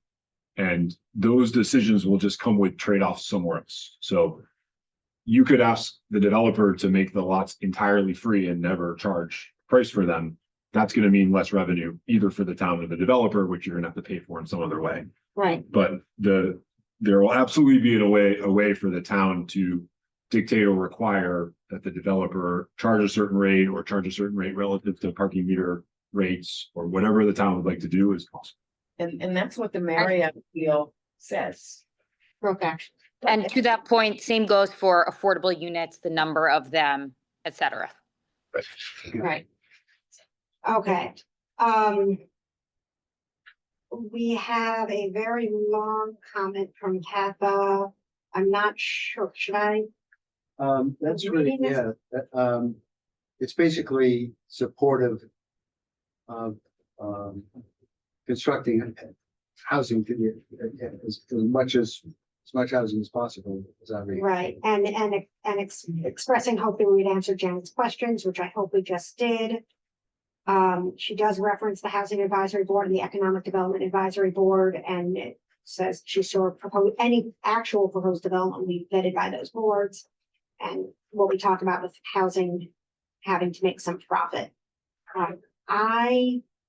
To the extent these are not going to all committee members, I can certainly try to circulate. Okay. To whatever way, I don't know if that's something I'm allowed to do outside the meeting. Sure, of course. Or if I have to go through Zach or something. No, you can do that yourself. Okay, You this want to do is- that. Yeah, absolutely. And then some thanks and appreciation of the meetings. And Mike Tahoe asked, I was curious about the cost figures. I wondered whether that was the total cost the town was expected to bear, the total cost we'd seek to fully offset or something else. And I think the answer to that question Chris addressed earlier was the costs there were the estimated total cost of the parking structure, treatments to make the garage and the alleys look nicer, and trees and outlets and things like that. Most of that costs the parking structure, and the idea that anything that involves a public-private partnership, part of that deal is the developer offsets those costs. That's right. Okay. I'm sure I've missed other comments. Janice said something about operating expenses. This was Janet Gilpart. Those are the 4 questions. I didn't see any other questions The about, last one was about operations management. I don't think so. Okay, Mike, I have a question about the future work of this committee. yes. So it depends a little bit about what we're gonna do tonight, but, so there are 9 of us here, including, 2 online. And we can take, a vote on an option, a preferred option. At this point, we can, Go ahead. There was one other question that I think maybe is worth floating. I'm sorry. Yeah. one question somebody had after the presentation, there was no discussion of potential new tax revenues to the town from the potential new commercial and residential properties. Why not? Isn't this a significant part of the economic question about whether we can afford this? I think tax revenue is outside of what we asked our consultants to do, and I don't know if that's something we can adequately factor in Not, to not yet. our certainly. report. Yeah, you'd have to know how many housing units, you know, what. We basically just have to put in a line to the select board saying Right, a consideration that's outside of what we can do is Right. potential future tax revenue. but if we're assuming that, a private developer is gonna fund the project, then, the tax revenue accrues to the town. Yep. All right. Now, can we work on, perhaps we can answer Moshe's question about, okay, what are we as a group doing next? Yes, we were discussing this earlier today at our check-in thing in the Spec Dempsey. I think sort of the broad strokes at this point is assuming that the committee is able to identify a preferred option. So Spec Dempsey, we're sort of in the home stretch in terms of the scope of our work with them and kind of kicking off this project and laying the foundation. And if you don't,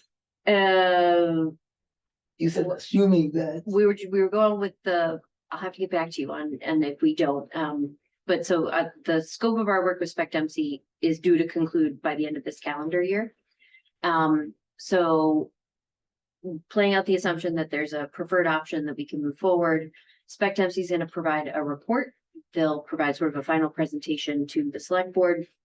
But then, the committee's work will continue after that. So I think, there's been some discussions about an RFI, maybe advancing to an RFP. Sorry, use those, Sorry. define the term so that. A everybody- request for information Yeah, from, from developers. I think this is something you can collaborate with the Economic Development Advisory Board on. I think that I was making note of a couple things that came up that you would want to potentially include as requirements or wish list items in a request for information.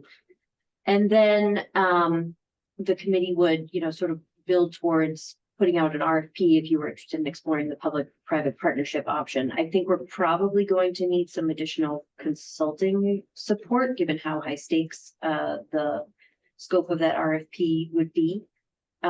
So there are other questions that we need to think through, and Spec Dempsey, as they're wrapping up their work, and they're going to create a set of like a roadmap of these are some recommended next steps and things that the committee needs to discuss and work through. So does that kind of in broad strokes answer your question? The assumption That there's a that preferred there is a option. preferred option, Well- like the side lot, and we all agree to it. And I find it troubling. well, with or without an option, there's going to be a report. And the report may say, well, this is what the committee is, this is what we presented to the committee, and the committee will chime in and say, this is our, an option that's been chosen. Or the committee will say, well, we haven't been able to come to a conclusion, and either one of those things still needs to be reported back to the select board. If there's follow-on, that is, if we do have something additional to advise on, then it would really, I think, would conclude after an RFI is issued. Is that a fair? The committee's work? Yeah. Oh, no, I'm under the assumption that you guys are sticking around kind of through, yeah, like Okay. I would envision that, given the scope of conversation and what I hear people's interest and questions are, like You know, I should be get paid. it would make sense for you to continue to meet, for the next year to sort of see this through From my to a perspective, conclusion. the clearing commission, Yes. what we have so far.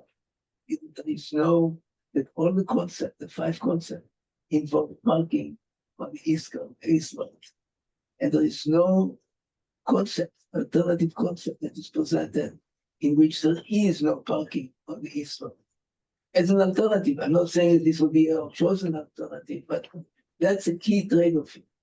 With parking or without parking. And all the 5 concepts assume that there will be parking on the east lot. That's true. And that's an assumption that I'm not willing to assume at this point. And I think other people that have spoken have also expressed similar kind of sentiment, not necessarily a sentiment about what Brooklyn should do, but the alternative should be considered. One alternative that is kind of missing from what they have done is no parking on this east lot. Maybe parking on the west, parking in Papco, parking at the Marriott, I don't know, but no parking on the east lot. Then use it for a park, for a plaza, I mean, that's what Lenz was saying, for retail, maybe some housing as well, but no parking. That's a key kind of binary choice here, with parking or without parking, and this committee is not making this choice. And we are not in agreement, at least some of us are not in agreement that there has to be parking on the east lot. So a scenario could be as this conversation evolved. So we talked about Spec MC's and be providing a report, giving a summary of their work, their analysis, kind of where this conversation landed. And if it turns out that there isn't consensus among the committee members, or there are really significant looming question marks that still remain, that could certainly be included in or noted in a cover letter and sort of an update to the select board about here's where we're at. And we don't feel that we have a complete set of information in order to move forward, if that was the committee's consensus. That's how I think that would be navigated. What prevented the town sponsor this consultant? To tell the consultants we would like to have one of the concepts. But The decision this committee But made, what- when we presented a set of options, and it was a clear expectation that we wouldn't be able to move forward with all of them, and the committee was asked to make decisions and narrow it down within the constraints of the budget and funding that we have available for this work. Motion. I just, Well, we hold did. hold on one second. Motion. Okay. You have an opinion, you're entitled to your opinion. Your opinion is that it's feasible or at least appropriate to look at whether or not the west lot can be used. We have a consultant who's looked at this and they say, sorry, we don't think that's right. You're welcome to your opinion. You can disagree with the consultant, but I think we have to say, okay, as a group, do we have a majority that want to go one way? If there's a minority report as well, that's fine. But my disagreement is not just about the west. My disagreement is about the east. No, I understand. I understand that you want to use the west side as the alternative to parking on the east lot. I don't know, I mean, you can build Disneyland on the west. I'm not necessarily arguing that it has to be parking there.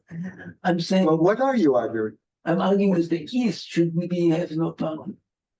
Similar to what Len said earlier Yeah. about we can just reduce parking. We don't need a garage. We can Okay. make them more spots. All right. Or build parking in the west, build parking in Petco, All right. use the Marriott for the. So now I will say to you something that I know is, you don't really want to hear.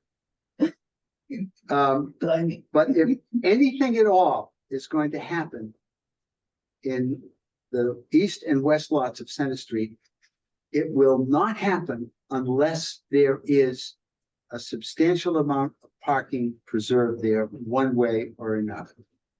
And that's a political judgment that I would make as a former select board member, former town meeting member for a long time, former transportation board member.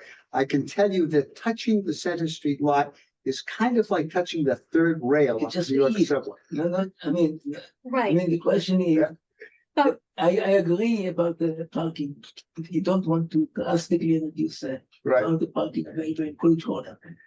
I think that there is a lot of, somebody mentioned later demand, but there is subsidized demand. We are subsidizing right now people to park and go to take the T to Newbury Street. People to park in the Coolidge Corner area, take a walk or take the T to Fenway Park, or go even to the airport. So I think that there may be a possibility of reducing the amount of parking, but I don't know what is the optimal number of parking in the Coolidge Corner. But I think we should address the parking problem. I'm not saying it just doesn't matter where people park or where there is parking space. I think we should consider the parking supply. The question is, are there other solutions to parking supply in Coolidge Corner that are the possible solutions to the parking supply without having any parking on the east slope? That's my question. Can I just maybe frame this a slightly different way? if you look at the whole thing as one big parcel, I recognize there's a street running down the middle, and we can't do anything about Center Street. But there are, let's say we're looking at something like the side lot, and so there's 3 chunks. There's one half of the east lot, another half of the east lot, and the west lot is 3 separate chunks. You want to take the chunk that's the parking and move it somewhere else to the benefit of just moving whatever we're talking about, putting on the west lot into the east lot?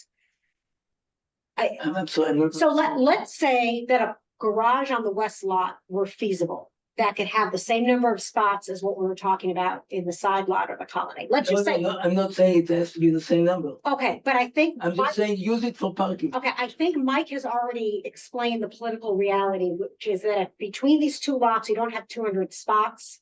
It's dead in the water at town meeting.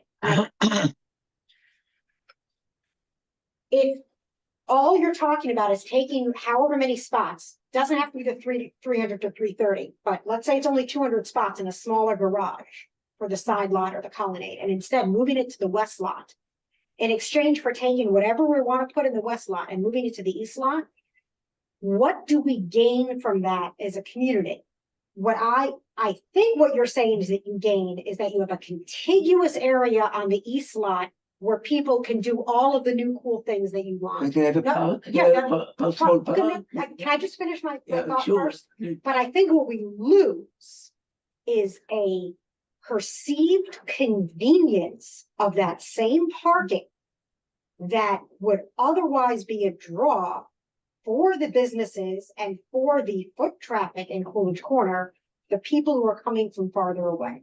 The people who have to drive to Coolidge Corner, either because they live out in the suburbs, and we heard from Julia at an earlier meeting that she and other merchants have a lot of business coming in from the suburbs. So people either have to drive because of that, or people who are choosing to drive when they live within walking distance because maybe they have to go somewhere else or they have to bring a lot of stuff home. And I will say, as somebody who lives 3/4 of a mile away from those lots, I drove to the farmer's market today because I knew what I was buying and I knew where I had to go. I'm not against the. I know, but Moshe, what I'm trying to get to is the perception, both the perception and the actual convenience of parking in that corner of the east lot that is closest to the business density in Coolidge Corner, right behind the arcade. That is much closer than parking in the west lot and then possibly having to go down what would be a much higher garage, or parking on Babcock Street, or parking at the Marriott, and then walking a farther distance to get to the store. That both real and perceived convenience, I suspect, without being an expert in the area, would affect the draw of Coolidge Corner for the people we're trying to bring in. So I hear what you're saying, and the park concept, we could also say, take the west lot and make that a park. I'm not sure we need a park right there, and I love parks, but that is also an idea. It's the same 3 chunks of space, it's like- and I don't think that moving that parking away from the center of the commercial area is beneficial ultimately. Okay, so I think when we, I think I have to ask for a vote of some sort here. I'm not looking for unanimity. I didn't expect it in the first place. But I am looking for a sense of what majority is thinking. Can I ask what the impact is if we do not come to, if we say we don't want to reach a preferred scenario today, but we will do it in October instead? Because I know that we had some talk about whether we could do it today or not. Right. What is the impact on the overall process if we postpone the decision by a month? What's the advantage of postponing it? I'm not sure.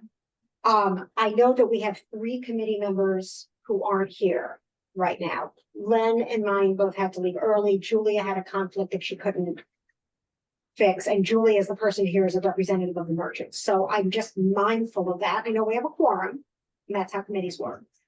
I also think Can the committee agree on 2? Instead of 1, we can agree I on don't, 2. that is a question. I don't, and I guess what is it that comes out of our making this decision today versus making it in a month? Yep, good question. So that, I just want to know that before we decide what we're going to decide. Well, the short answer is we absolutely could wait a month. Absolutely. But there's an impact. That what? We could wait until October. I would bet that no one on the committee is going to change their opinion between now and October. But if it's your pleasure to wait until October, we will. Well, there's, Well, again, I'd like also to know the what the consideration. impact- Exactly, the impact of your. We've discussed that, and I think, I think it's minimal as a practical.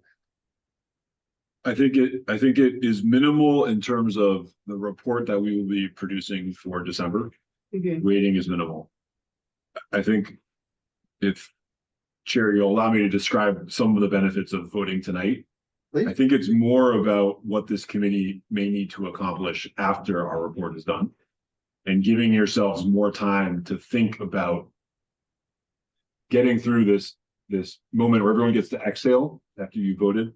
And there's been some, maybe not unanimity, but some majority opinion. And start to be able to think about, okay, we now have to think about presenting this to the select board, maybe presenting it to a future town meeting, maybe going through an RFI process to learn from the development community. And having an extra month to think about all those things may pay off in terms of how productive and efficient your 2026 can be.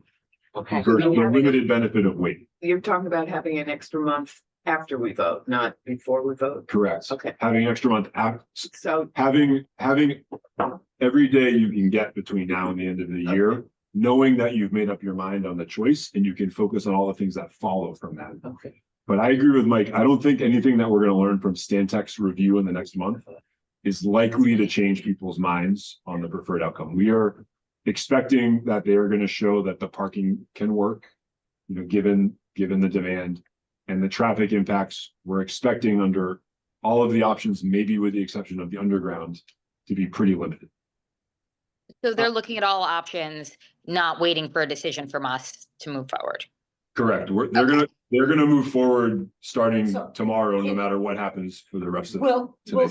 Stantec only look at the parking structures of the size that you described, or will there be any examination of whether a smaller parking structure under any? I would expect that they're gonna use just the numbers that we've shown publicly on our And spreadsheets. will that include any kind of? Do their reports include something to the effect of this is too many spots, this is not enough spots? Or anything like that? Is that? Are they estimating the demand for parking? Let's let Chris answer the question. Well, so. The amount of new retail that's being created here is relatively small compared to the retail that exists in Coolidge. Right. So I don't think there's any expectation that amount of retail is gonna dramatically change the demand for parking. The key thing to think about with these proposals is the marketability of the condo and apartment units that are created and how much parking they will require. There's a zoning question, but there's also, I think more importantly, a market question, which is given that you have a developer that wants to be able to sell these units, do they need to have a deeded spot or a guaranteed spot associated with that? And so that's, I think, where the trade-off is going to be. I shared that example earlier of the side lot where you roughly replace all the public parking and then you have roughly 100 spaces for 100 units and every unit gets one space, and that probably works. But you could float that up or down. You could say, okay, only 80% of the new units get a parking space. Does that also work? I think, again, if you're just focused on option 3, Stantec is probably going to conclude this is workable and it's a decision for future town leaders as they go through the RFI and the RFP. I think the option 5, the underground, is the one that's more extreme, both in terms of the number of units that are created and the mismatch between units and parking spaces available. So that one might be more challenging. I think they might conclude there that you actually need another floor of parking, another level, I should say, another level of parking underneath, which is going to drive up your cost. Marion. I guess my question is a technical one. It seems that to go from here to an RFI, shouldn't there be feedback to the select board? It seems like we're going ahead without, I don't want affordable housing to go back to the, but that's, I'm having trouble understanding whether you are supportive of additional housing or opposed to it Because if you're opposed to it, then none of the options except the Grove are appropriate. I'm leaning towards the Grove. And you're leaning towards the Grove because of the housing or because of the cost or the complexity? All of the above. Okay, What I'm really leaning toward is just clean it up, make it accessible, but that's not been on the table. And no, that's not what we were actually right, asked to do. that's what I'm really leaning for, but I could, you know, I voted for the Grove at the Wednesday thing. But that doesn't answer that's irrelevant to my question, Mike, whether we check back in with the select board over two before going out with an RFI. Yes. That was my question. Oh, absolutely, absolutely. You know, because it seems pretty radical to go. No, there's no sense in doing an RFI and asking developers to do something without this. My second question comes from the 40B. I think we're at risk of a 40B for this development.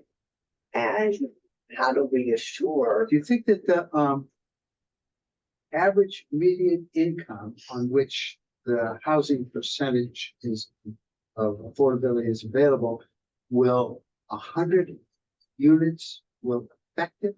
Out of there are 20, almost 30, I think there are 20,000 housing units in Brookline. Should affect from my understanding, and Jonathan Klein was much more capable of answering these questions. But Jonathan is a housing advocate. Yes. What? He's a housing advocate. He wants to build more housing. Lawyer, and so. No, he's a housing advocate. He wants to build more housing. But the question is, but he doesn't like 40Bs either, so. Neither do I. But so I would say, I mean, that's the question. All I can say is that's the question that's been raised about the Fuller Street thing. Every time you talk units, and maybe Karen needs to be here and answer that question. I certainly can't. I would just like to add, we don't know for sure if these are going to be condos or rentals. We don't know what the unit mix is going to be. There's so many variables that would determine what population this draws. So to assume that like the income of those people is going to fall into a certain range that is going to affect other things, like I just don't think we're at the point where there's enough information to make assumptions about that one way or the other. It was really, the reason I raised the 40B, my question was really, how much can we control what gets built there? How much can we? Control How what's much built there? will we be able to control what gets built there? We can control quite a bit up until the point that that we sign off on a request for Because on the 40B, you lose it. You lose a lot of control. That's right. That's Right. exactly right. But the town has complete control over zoning, over what gets built, over I mean, a whole range of that you can specify, well, we want so many units of this size, so many units of that size, and the developer will either say, well, I'll do that, or I'm sorry, I'm not going to bid. And at this point, this is town-owned land, so the town has even more control than they would in a typical privately owned land. There is certain things by right under zoning, because the town owns the land. You have that extra leverage of negotiating the lease agreement.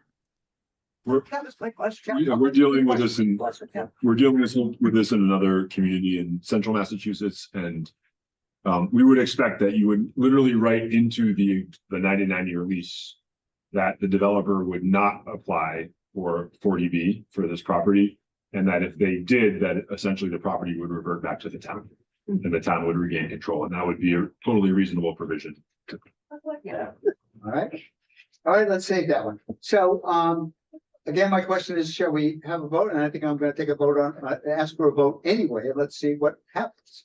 And if we need to do it again in October, we won't go through all of this. We'll do it at the beginning of the meeting. Are we voting on whether to vote? No, I don't think, well, we can, if you. No, I, again, I think we know who's not here, Julia, Mayim, and Len, because both Brooke and James are online, correct? Yeah. All right. Yeah. I think we also need to consider what is I don't want to do a first past the post vote on this. I would want to eliminate options in some fashion. Oh, okay. I think a first past the post can be, not indicative of what everybody's preferences would be. Okay, so let's take a moment to formulate a question that is not first past the post. And Anna's looking at her watch and I. Yeah, no, and it is 8 o'clock. I'm just wondering if We could go back to our final four if you. if we, that were we can, helpful. we can do it that way. Yeah. Or we can try to understand if there are any particular options that we all know are out, but I'm happy to do a final four if that works. And It's not my role to instruct the it's not. chair, but No, But- you're good.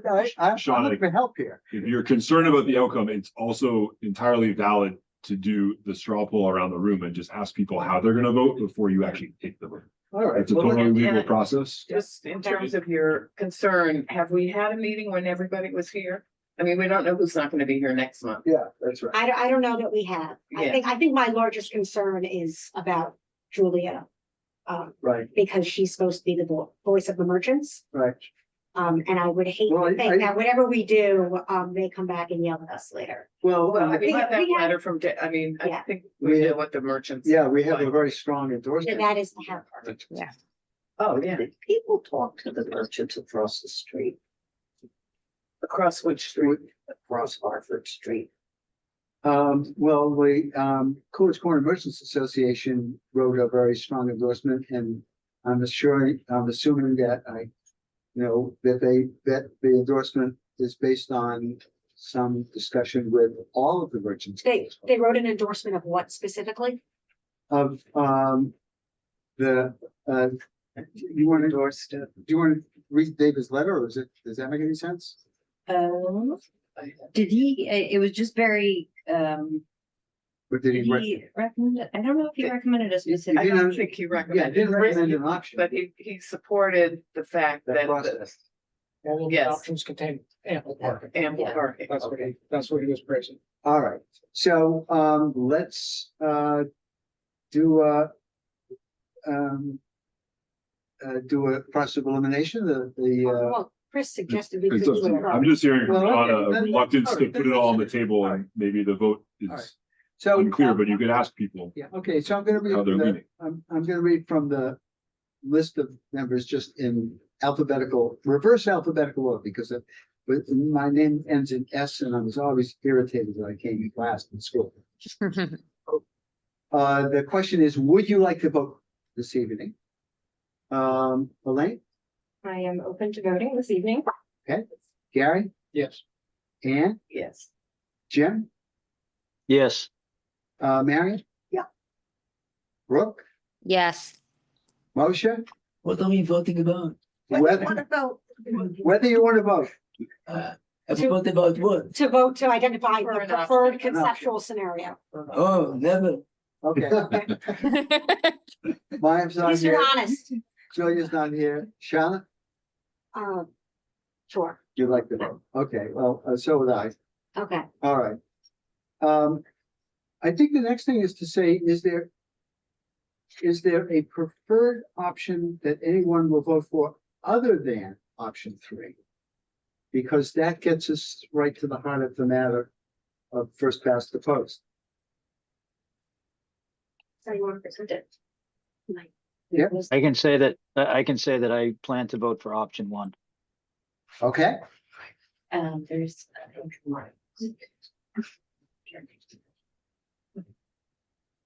okay, anyone else? Moshe, what would you would vote no on everything? Exactly. Okay, that's fine. You're entitled to that.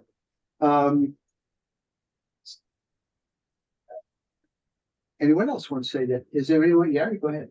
I intend to vote in favor of the side lot option. It's not my favorite, but I think it's the one that has the likeliest chance of becoming real. Okay. And I think it's an improvement Side over lot. our condition. All right, so we messed up the alphabetical, reverse alphabetical, but Elaine? I think given everything that we've heard from the past couple of events in Brookline, from public comment, it seems like the side lot option is probably fits a lot of the needs of the community. And I think it still needs particular consideration of like the proportions of parking and, if that needs to be just a parking lot, it can be used for, multiple purposes. But I think option 3 makes the sense out of all the options currently.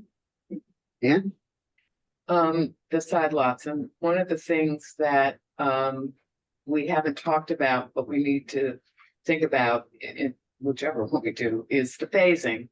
And making sure that there is parking a bit. I mean, again, I'm not an engineer or an architect or anything, but it looks to me as if that one, except for perhaps the Grove, is the easiest one to phase to make sure that there's some parking there while the rest is being constructed. And that is critical because I'm not sure where those cars would go. Okay. Jim, you're going to vote for option 1. That's correct. Okay. Marion, Side lot. side lot. Brooke, Side lot. Moshe, you're not going to vote for, you're voting no. Okay, that's fine.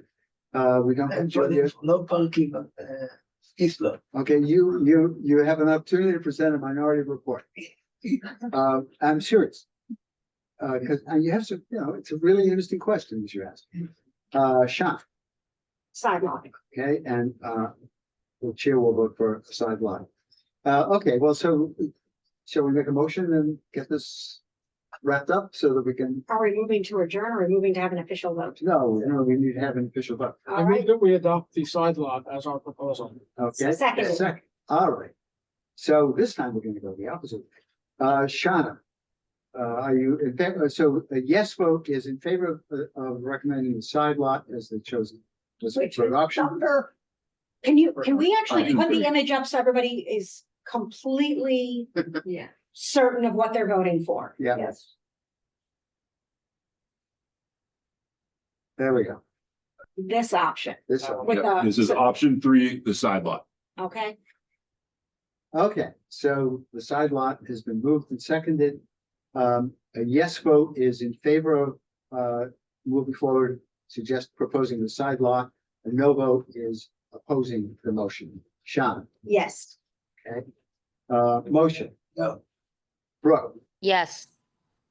Marion, Yes. Jim, I gotta tell you, I'm not totally opposed to the side lot. I'd prefer number 1. If it's okay, I'm gonna abstain. that's fine. I'll abstain then. Okay. Thank you. Ann, Yes. Gary, Yes. Elaine, Yes. Elaine's not here, chair votes yes. Okay. Now I will say to adjourn. And thank you all very much. And thank you to members of the public who attended and people online. That was very helpful to have the comments from the opposite ends from the public.